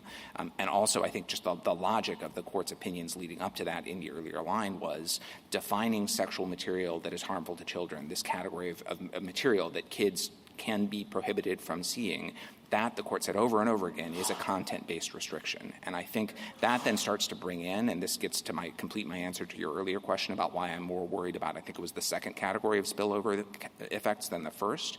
That starts to bring in not just this particular corner of the First Amendment law, but also this court's cases like City of Austin and Reed and all of the other places where the court has laid down this is what it means to have a content-based law. And I worry a little bit that if you start now trying to carve back on Ashcroft and those other cases, you would have spillover into those broader areas of First Amendment law, whereas recognizing, as we've suggested, that strict scrutiny functions differently here is very limited to this particular corner of the law. Thank you. Justice Gorsuch? I guess I just want to follow up on Ashcroft just a little bit. And you seem to think that's the major impediment. The most direct one, sure. Yeah. That was a PI, right, where the government didn't contest the level of scrutiny. It had given up by then, as you point out. Does that help? So I think it was a PI, and I think the court was very self-consciously tentative in some parts of its analysis, especially the application of strict scrutiny towards the tail end of the opinion. I don't think the court was tentative about what the relevant level of scrutiny was, and I read it to say at 660, 665, 670, we got a content-based restriction of speech, and so strict scrutiny applies. Also an incomplete factual record, which it repeatedly emphasized, too, right? Completely agreed, and I think all the more reason why I think lower courts have gone overboard in treating its application of strict scrutiny as controlling, even now, 20 years later. But I would put the standard of scrutiny in a somewhat different category. What do you think about Justice O'Connor's concurrence in Reno? I think there's a lot of force to her ideas. I take her idea to be a lot like Justice Kagan's, like this is a thing that states have been able to do in the physical world, and there ought to be a way to translate that same idea into the world of the Internet. We very much agree with that. We have not advocated for the same standard that she advocated for there because we view the court's precedents as requiring a different and higher standard. But in terms of the thrust of her logic and her concerns about what states ought to be able to do, we agree. Do you agree with the principle there that if there is a compelling government interest, there must be some way in the world presently to effectuate that interest? I think there's a lot of force to that. I'd hesitate to say that's always true in every circumstance because in this area, right? In this area, yes. Justice Kavanaugh? Just to follow up on Justice Gorsuch and Justice Alito's questions about if we vacated exactly what the state of play is. There was a stay before the decision. So is a PI in effect or not in effect after our mandate issues? I would think that absent further action, and again, we're just an amicus here, and so I don't want to speak for the parties if there's something that I'm missing, but I would think that absent further action from the Fifth Circuit, if this court vacates the Fifth Circuit's decision and remands and its mandate issues, the result would be that the preliminary injunction would come back into effect. Okay. But if I were defending the law before that happened, I would renew my previously granted motion for a stay pending appeal, and I would make arguments about why a stay ought to be entered pending the Fifth Circuit's further consideration. Okay, and do you think a stay should be issued? We haven't taken a position on that because it's bound up in some degree with some of the uncertain questions about what the Texas law means. I mean, the court's going to have to make a likelihood of success determination, and as Justice Kagan said earlier, you've been looking and thinking about this for a long time. You don't have a likelihood of success assessment? We don't, no. Okay. On Ashcroft 2, how do you think we should handle specifically the application of the strict scrutiny standard? Should we just say that's overtaken by events, it's no longer valid? tell us how you think we should phrase that. Yeah, you mentioned stare decisis earlier in your question to my friend. I don't think the court's application of scrutiny is a legal holding of the sort that's entitled to stare decisis effect. I read it as self-consciously very tentative. The court emphasizes we're on a PI, it's abuse of discretion. We have a record that's 5 years old. At the last couple of pages of the opinion, the court says nothing that we're saying forecloses even the district court in the Third Circuit in this very case from concluding that strict scrutiny is satisfied. And I think the court can say, given that, it's obviously true that nothing in that part of the opinion forecloses courts from deciding 20 years later, with the benefit of 20 years more experience, that strict scrutiny is satisfied by laws that share some of the same features as the law at issue there. Then one question on how you would apply strict scrutiny. It seems to me one of the tricky parts of that, because everyone agrees compelling interest, is then you say in your brief appropriate tailoring, which I think's a good phrase.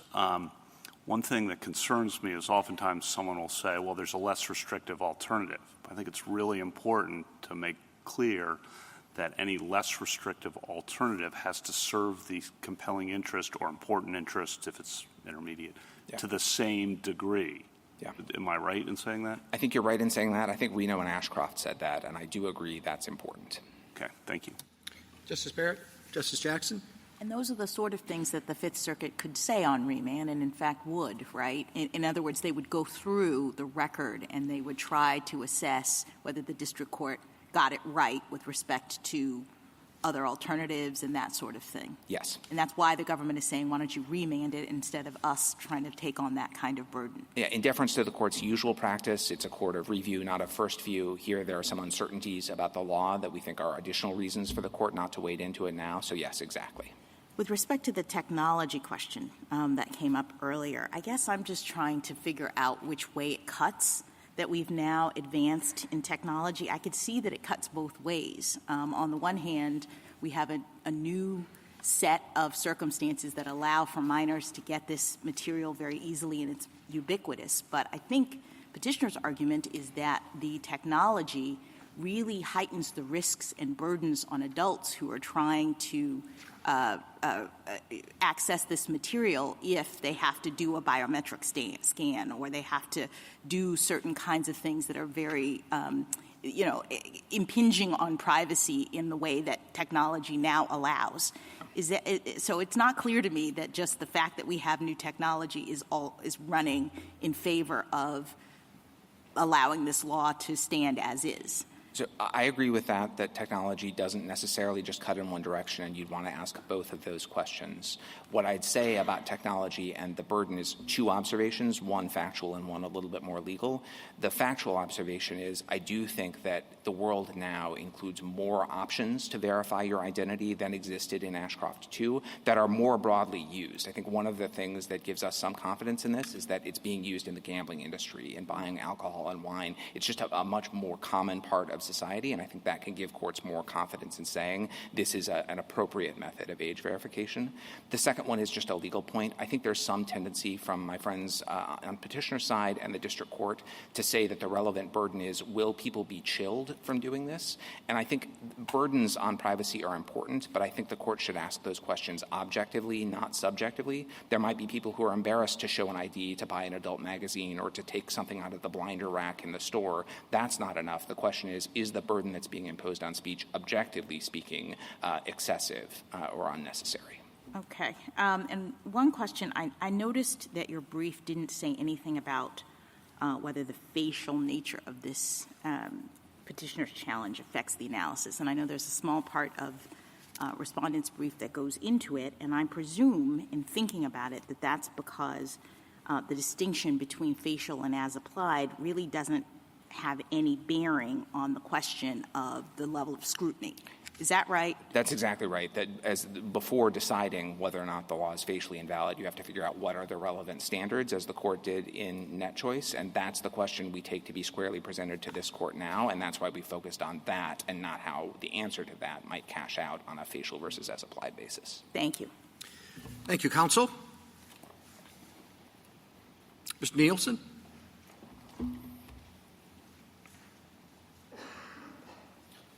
Mr. Chief Justice, and may it please the Court. Petitioners don't dispute that their websites are not meant for children, that they harm children, and that children are watching. The court faced the same situation with brick and mortar stores and applied rational basis to a law limiting adult content to adults. This case is the digital version of Ginsburg.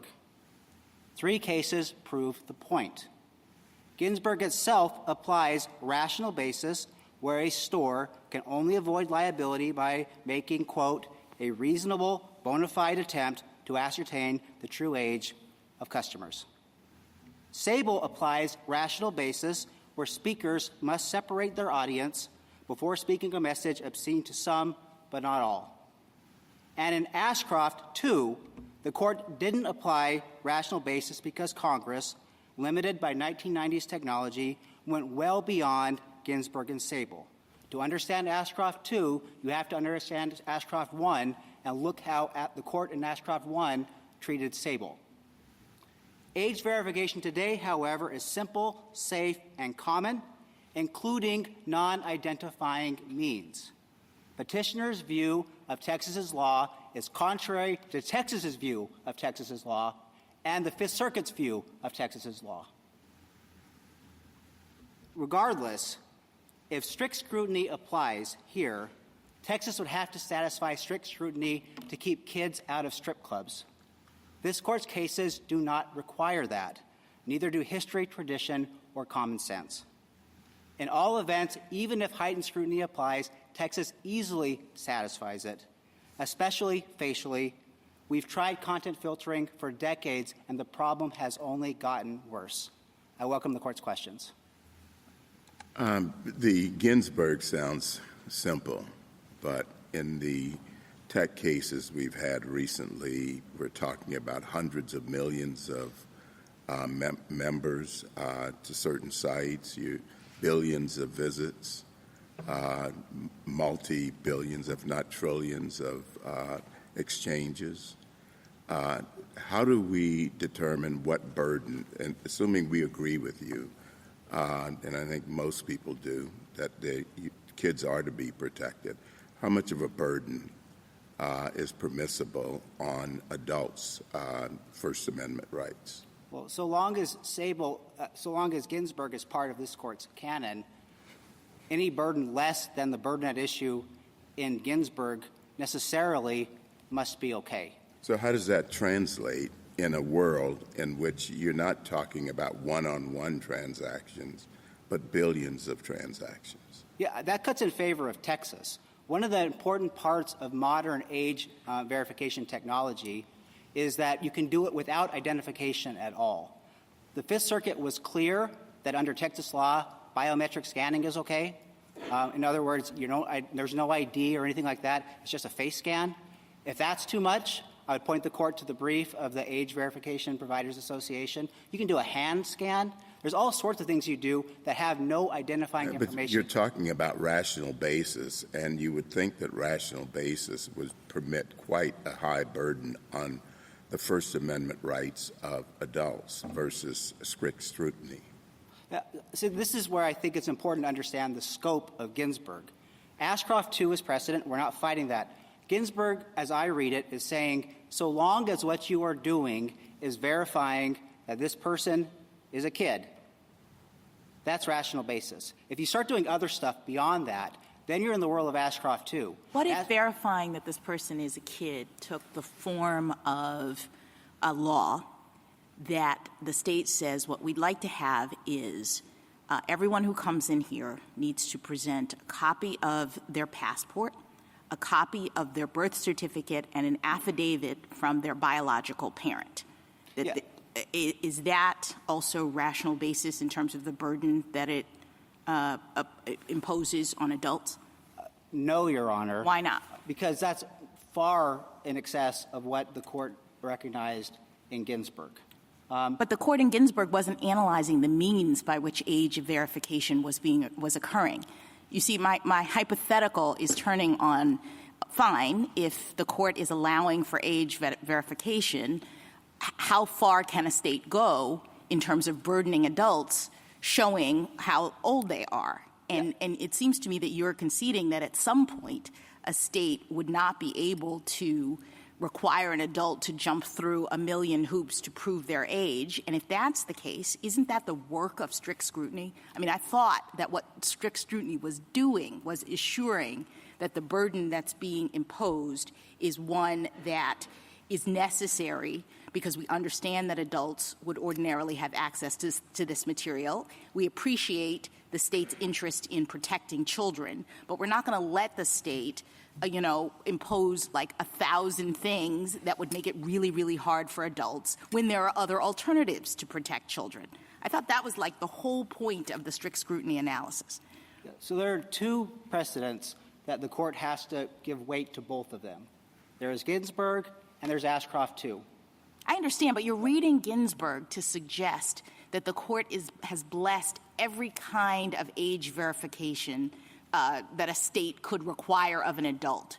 To the extent that Ginsburg, you say, is focused on minors and states protecting minors and the fact that the burden falls on adults to prove their age is really not a big deal, I'm just testing your contention that a state looking at Ginsburg could do something very, very burdensome in order to protect minors. Yeah, what I'm trying to say, I'm not suggesting that you could do anything under this. And I know that because of Ashcroft too.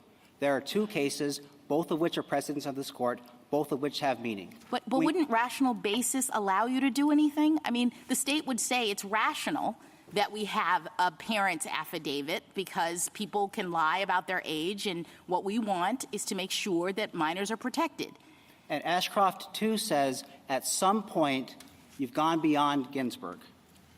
Ginsburg, we know, unless we're writing Ginsburg out of the law, if the burden is no greater than showing an ID in Ginsburg, that's not strict scrutiny. Well, I think what the question really was, what is that point? What is the point at which you cross over the Ginsburg-Ashcroft line in your view? Yeah, so this is where I think you can't understand Ashcroft 2 without understanding Ashcroft 1. And in Ashcroft 1, the fight between the plurality and the rest of the court was, hey, does Sable mean that it applies whatever the technology is? In other words, whatever the burden, if you can't do it, who cares? Or does Sable mean that it has to be technologically and reasonably possible? The court disagreed about that. I don't know where the answer is, where the court is on that extension of Sable.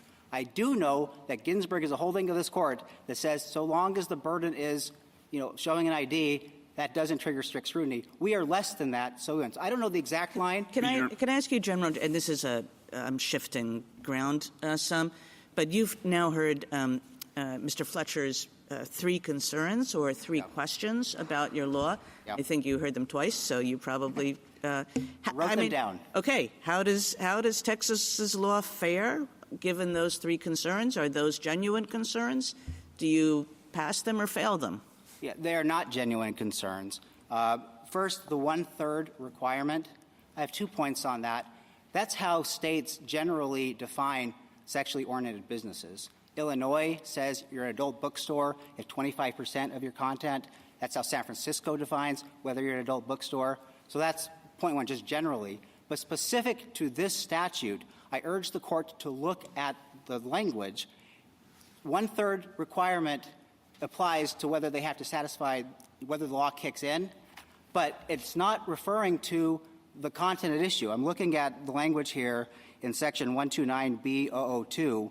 The key words are the material. Is that referring back to all the material on the website or sexually harmful material to minors? No Texas court has had an opportunity to look at this. This is a facial pre-enforcement challenge. But our reading of that is it's going to be limited to the sexually harmful material. Okay, number two?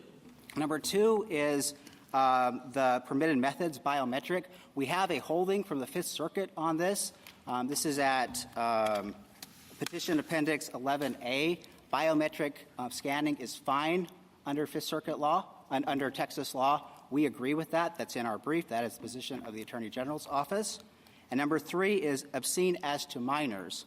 Again, 2 points. This was the fight, or one of the fights at issue in Ashcroft 1. The court said we followed the same language, and the court said that was fine in Ashcroft 1. But our reading, again, in Texas, I'll tell you, Texas courts read statutes carefully. They follow the text of the statutes. I am looking at our definition of sexually material harmful to minors. That's Section 129B001. The third part is we define minors as those under 18, taken as a whole, lacks serious literary, artistic, political, or scientific value for minors. In other words, that includes up to people who are 17. So their idea that— So if I understand you correctly, as to those three, as to number 2 and number 3, you say, well, even if that's a legit concern, our law is okay with respect to it. And yes, then Your Honor. I don't think that that's quite your answer with respect to number 1. Is that right, or is that wrong? No, I think we're fine with number 1. My point is that even if I'm wrong about how Texas law works, we're still okay because then we're like Illinois and San Francisco. But I don't think I'm wrong about how Texas law works. I see. If you take the content and you put it behind an age screen, we're not counting that. So if you Keep go ahead, just to clarify with respect to point 1, so if a particular website has some hardcore pornography that is obscene as to minors, and then it has, videos of somebody reading Lady Chatterley's Lover or something like that, can the latter be segregated? So I have to argue with one hand behind my back because no Texas court has an opportunity to look at any of this.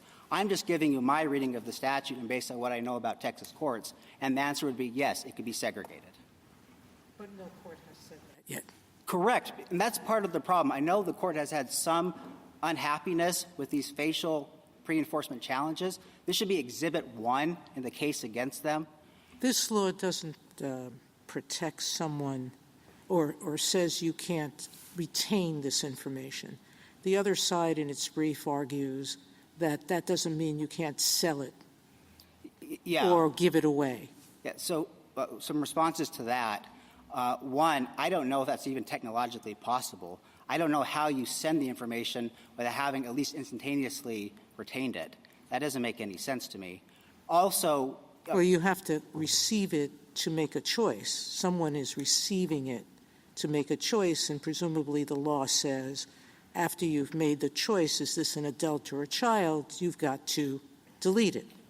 Correct. But in that interim, when I receive the information, before I make the choice, I could just give it away to another entity.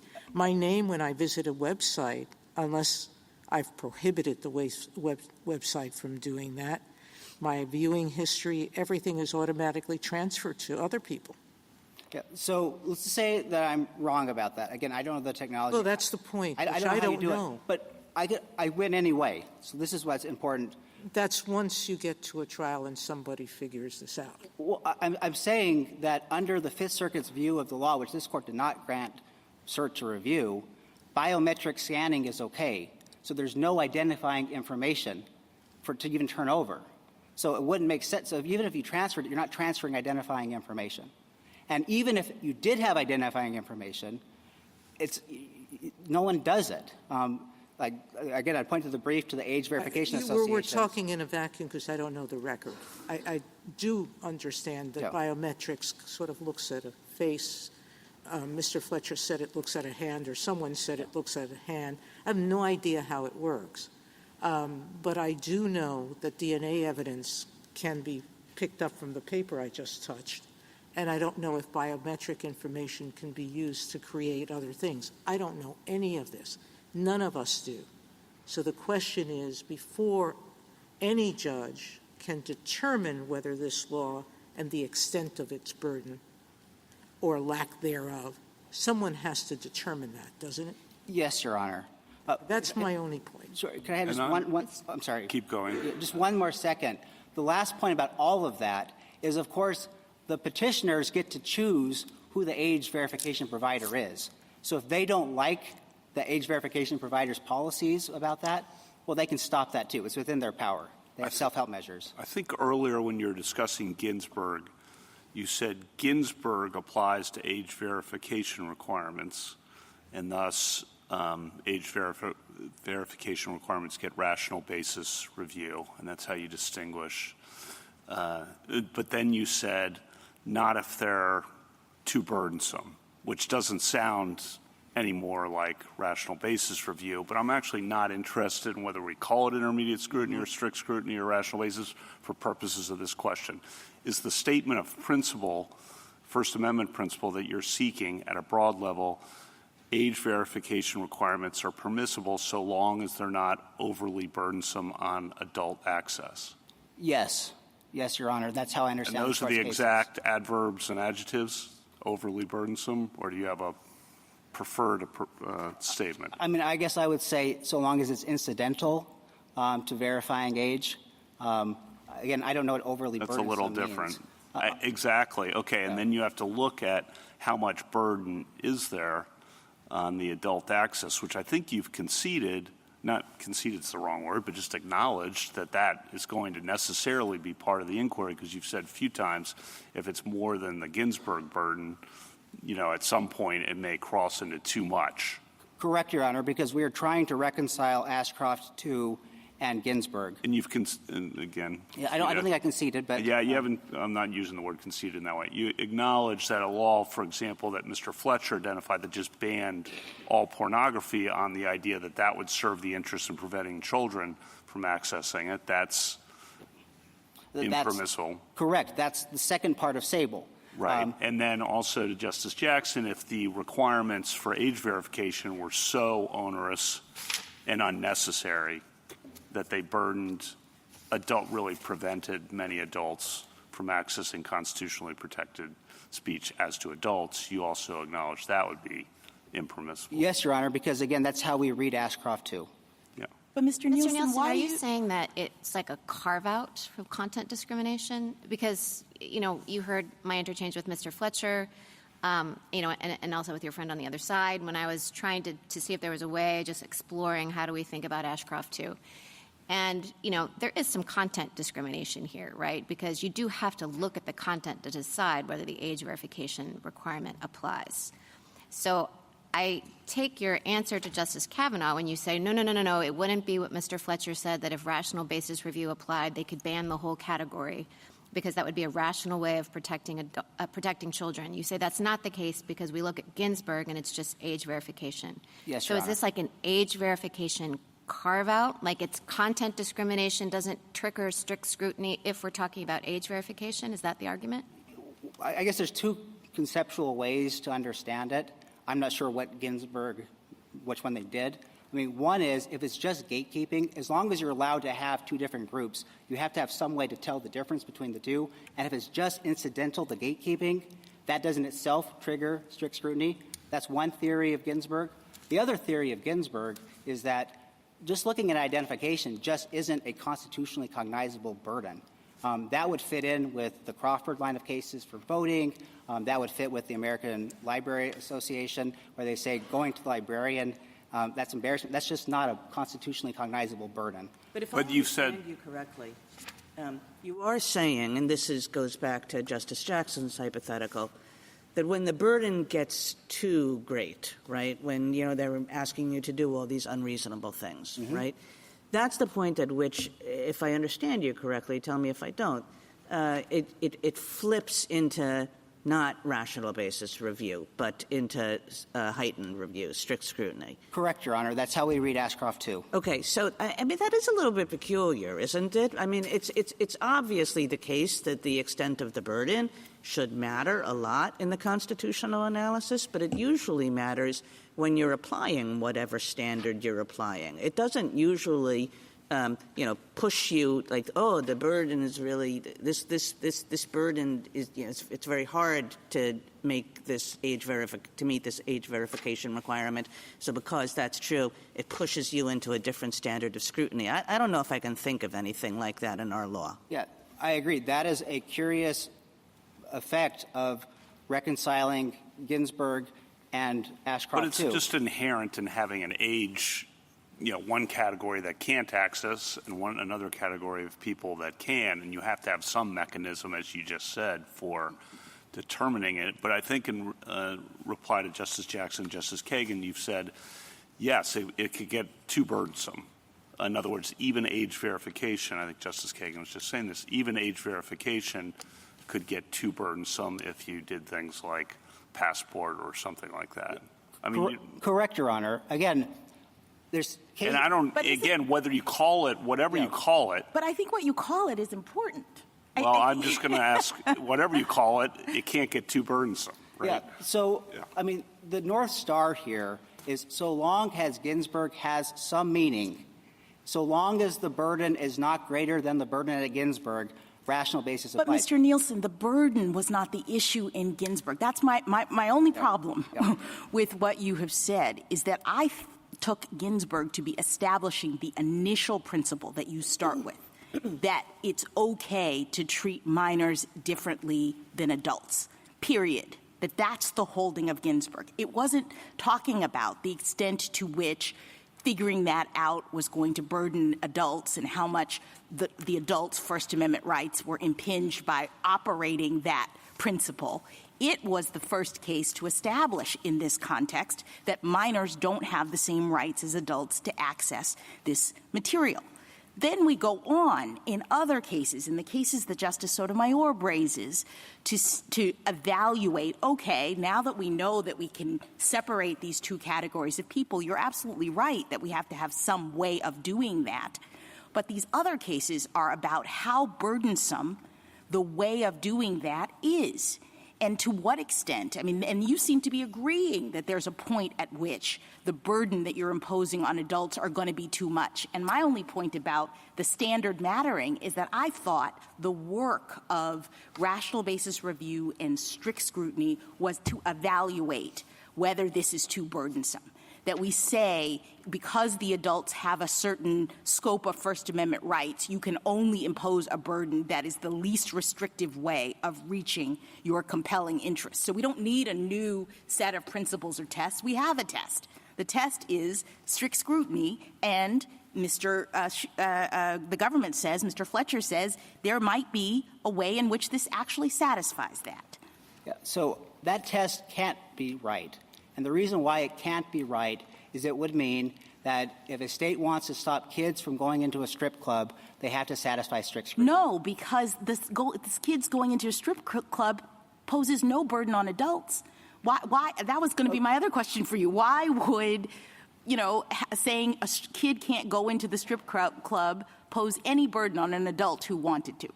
If we said you need to look at IDs, if you have somebody you can't tell they're an adult or not, to go into a strip club. So we apply strict scrutiny. You would apply strict scrutiny to that. And then we say, is this the least restrictive means? And you say, yes, fine, you can do it. That is not at all consistent with our tradition and history. As I understand strict scrutiny, again, I know there's different views on this. As I understand strict scrutiny, the idea is this is generally not okay, but sometimes we'll make an exception if there's really extraordinary reasons for it. But in our history, we have always said kids can't come and look at this stuff. So it seems not correct to me as a historical matter to say, well, actually, it's always been presumptively unconstitutional. But there's one thing, though we've done it forever, strict scrutiny somehow has always been satisfied. Mr. Nielsen, I want to take you to the questions that Justice Kagan was asking Mr. Fletcher about the dangers. I just want you to posit this. This is all just pretend. Let's imagine that you should win, that Texas should win. And Justice Kagan asked, if that were so, if there is a way that states should be able to regulate and the federal government should be able to regulate this, we have to decide how our First Amendment precedent might accommodate that. And Justice Kagan identified for Mr. Fletcher two options. One would be to say that this kind of regulation can satisfy strict scrutiny. And the other might be to say, in this context, intermediate scrutiny makes more sense. I just want to take rational basis off the table. Yeah. What do you think about that? Mr. Fletcher told us what he thought about the dangers that would lie in either approach. Yeah, so I am very worried, not about this law. I think we're going to pass strict scrutiny. I hope that is where the court is, that this law passes strict scrutiny. I am worried about my strip club example or any other sexually oriented businesses. If we start saying that the standard is strict scrutiny, I hope this court says, oh, that's okay, it passes strict scrutiny. But there's a whole bunch of law on strict scrutiny, and a whole bunch of different judges across this country are going to apply it. There's a bunch of cases that say fatal in fact.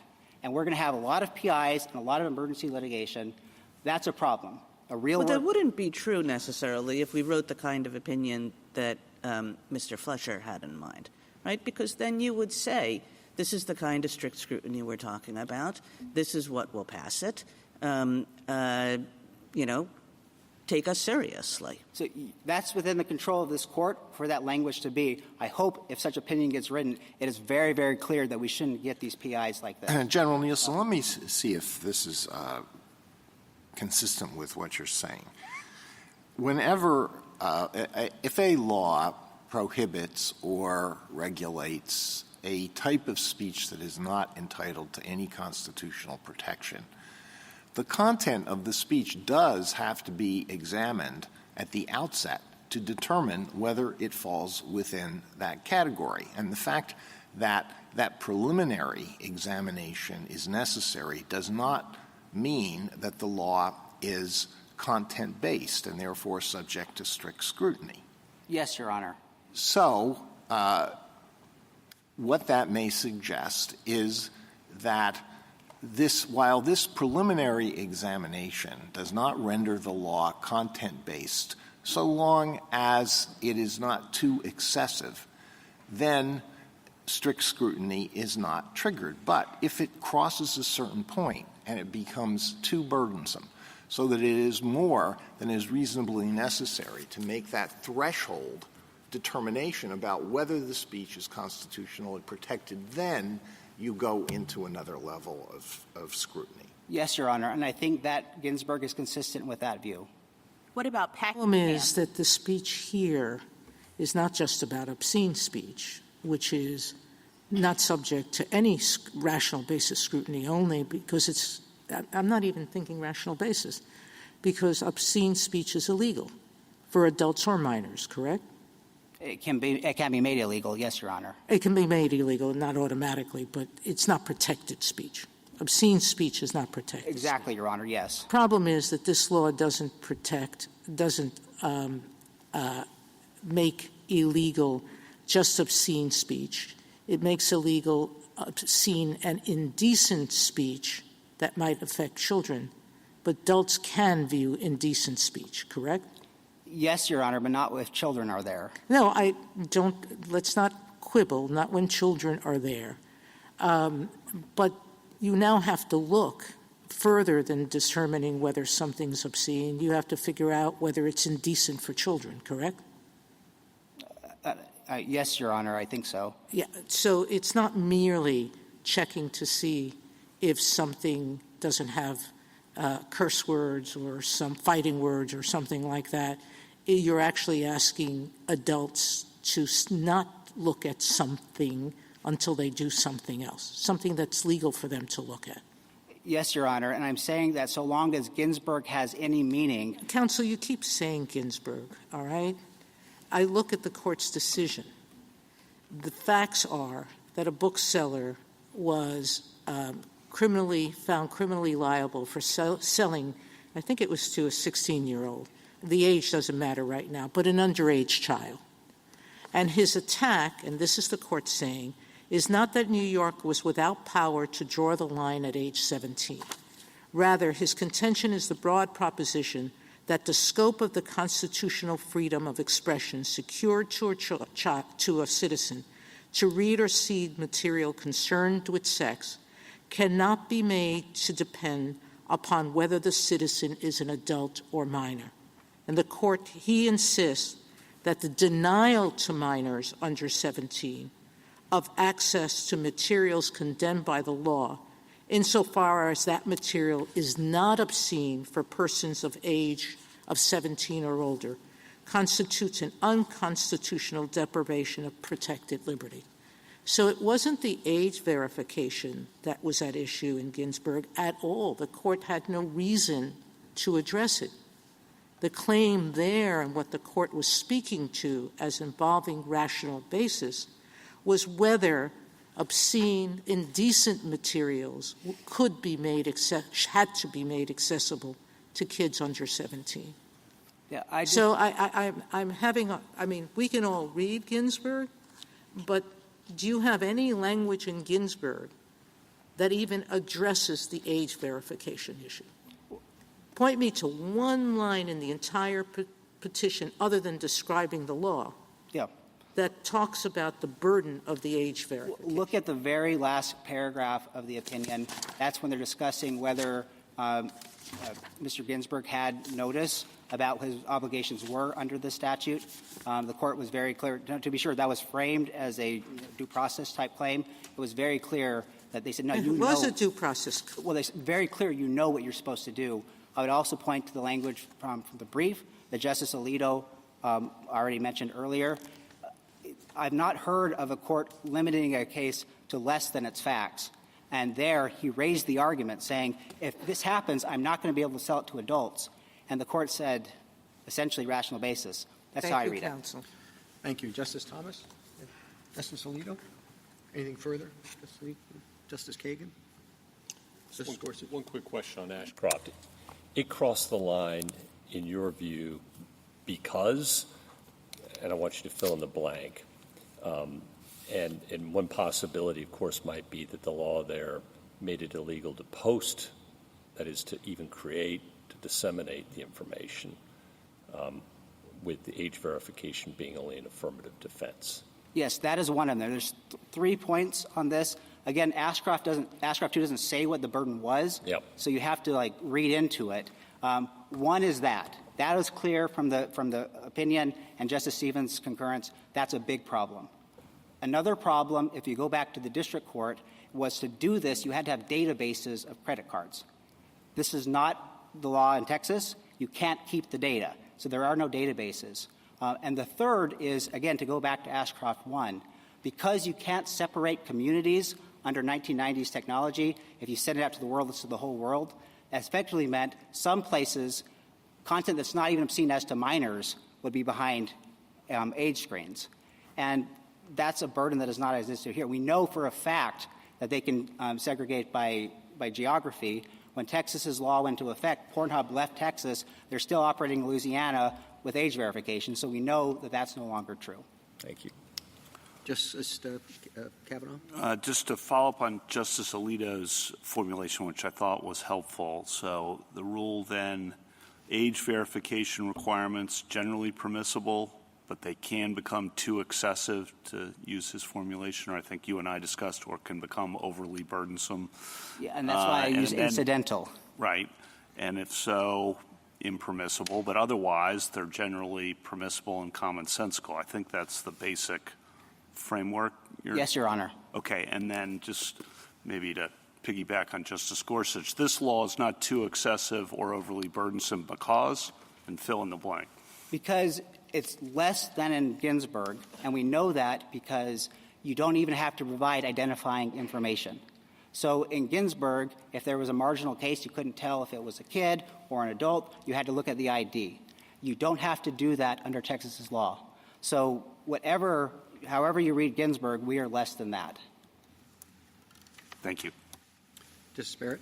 Mr. Nielsen, there's been some discussion about what happens to the PI if we vacated and remanded to the Fifth Circuit. Can you just say what your view on that is? Yeah, so the view of Texas is if this court were to vacate the Fifth Circuit's decision, then the Fifth Circuit's stay would go back into effect because it was only the Fifth Circuit's decision that took out the stay. That would take a separate order. Now, I know that the other side is going to fight me on that one, so we probably would do what Mr. Fletcher suggests and go back to the Fifth Circuit for clarification. I ask, if anything else, that the language is clear to the Fifth Circuit that it knows it can reinstitute the stay. That gets lost in translation sometimes. When you get a decision from this court, they're like, oh, I guess we can't do that anymore. We don't want to get some revved. We respect the court. If that were to happen, I urge the court, please let the Fifth Circuit know. But our view is that because it was this decision that the court is reviewing that vacated the Fifth Circuit stay, the stay would then spring back to life. Justice Jackson? Yeah, your last colloquy with Justice Alito suggests that your argument is that rational basis review applies to state laws that serve merely to screen certain people from accessing online content that they have no constitutional right to access, or at least it could be sort of thought of in that way. And I guess, neither party cited this case in their briefs, but I wonder whether this would run afoul of Packingham. I don't know if you're familiar with that case, but it's one in which we looked at convicted sex offenders who were trying to access social media websites, a state law precluding that, and we applied heightened scrutiny, even though it sort of raised the same kind of dynamic that you say rational basis review would apply to. So I think we would have to try to figure out how the standard or the principle that Justice Alito articulated would be consistent with that case as well. I confess I've probably thought I read every one of this Court's recent First Amendment cases preparing for today's argument. I did not read Packingham. I don't know, Your Honor.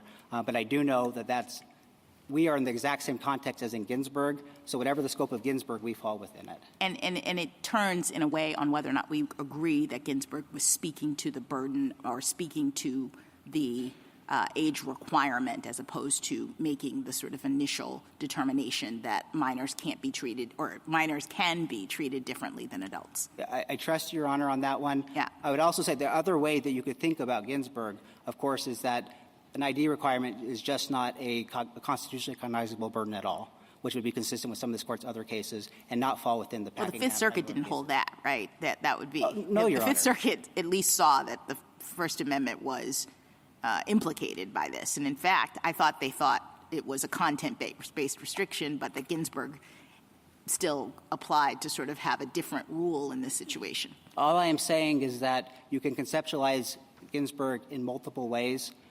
We are okay under all of them. But if there are problems that way, I would urge the Court just to think, well, look at the voting ID cases and that sort.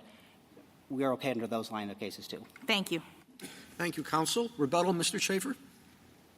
Thank you, Mr. Chief Justice, and may it please the Court. Let me start with Ginsburg, if I may. We've talked a lot about the fact that that opinion was addressing only the rights of minors as invoked there. I would just also note it was not an across-the-board age verification mandate. It was not operating in a context where you had a way to screen out minors from specific content, and it didn't say if more than one-third of a store is inappropriate for minors, minors have to be kept out of the store. This law differs in all of those respects.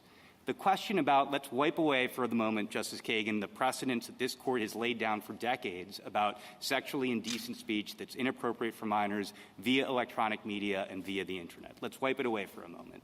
I strongly urge this Court to stick with strict scrutiny as the applicable standard of review when we're talking about content-based burdens on speakers.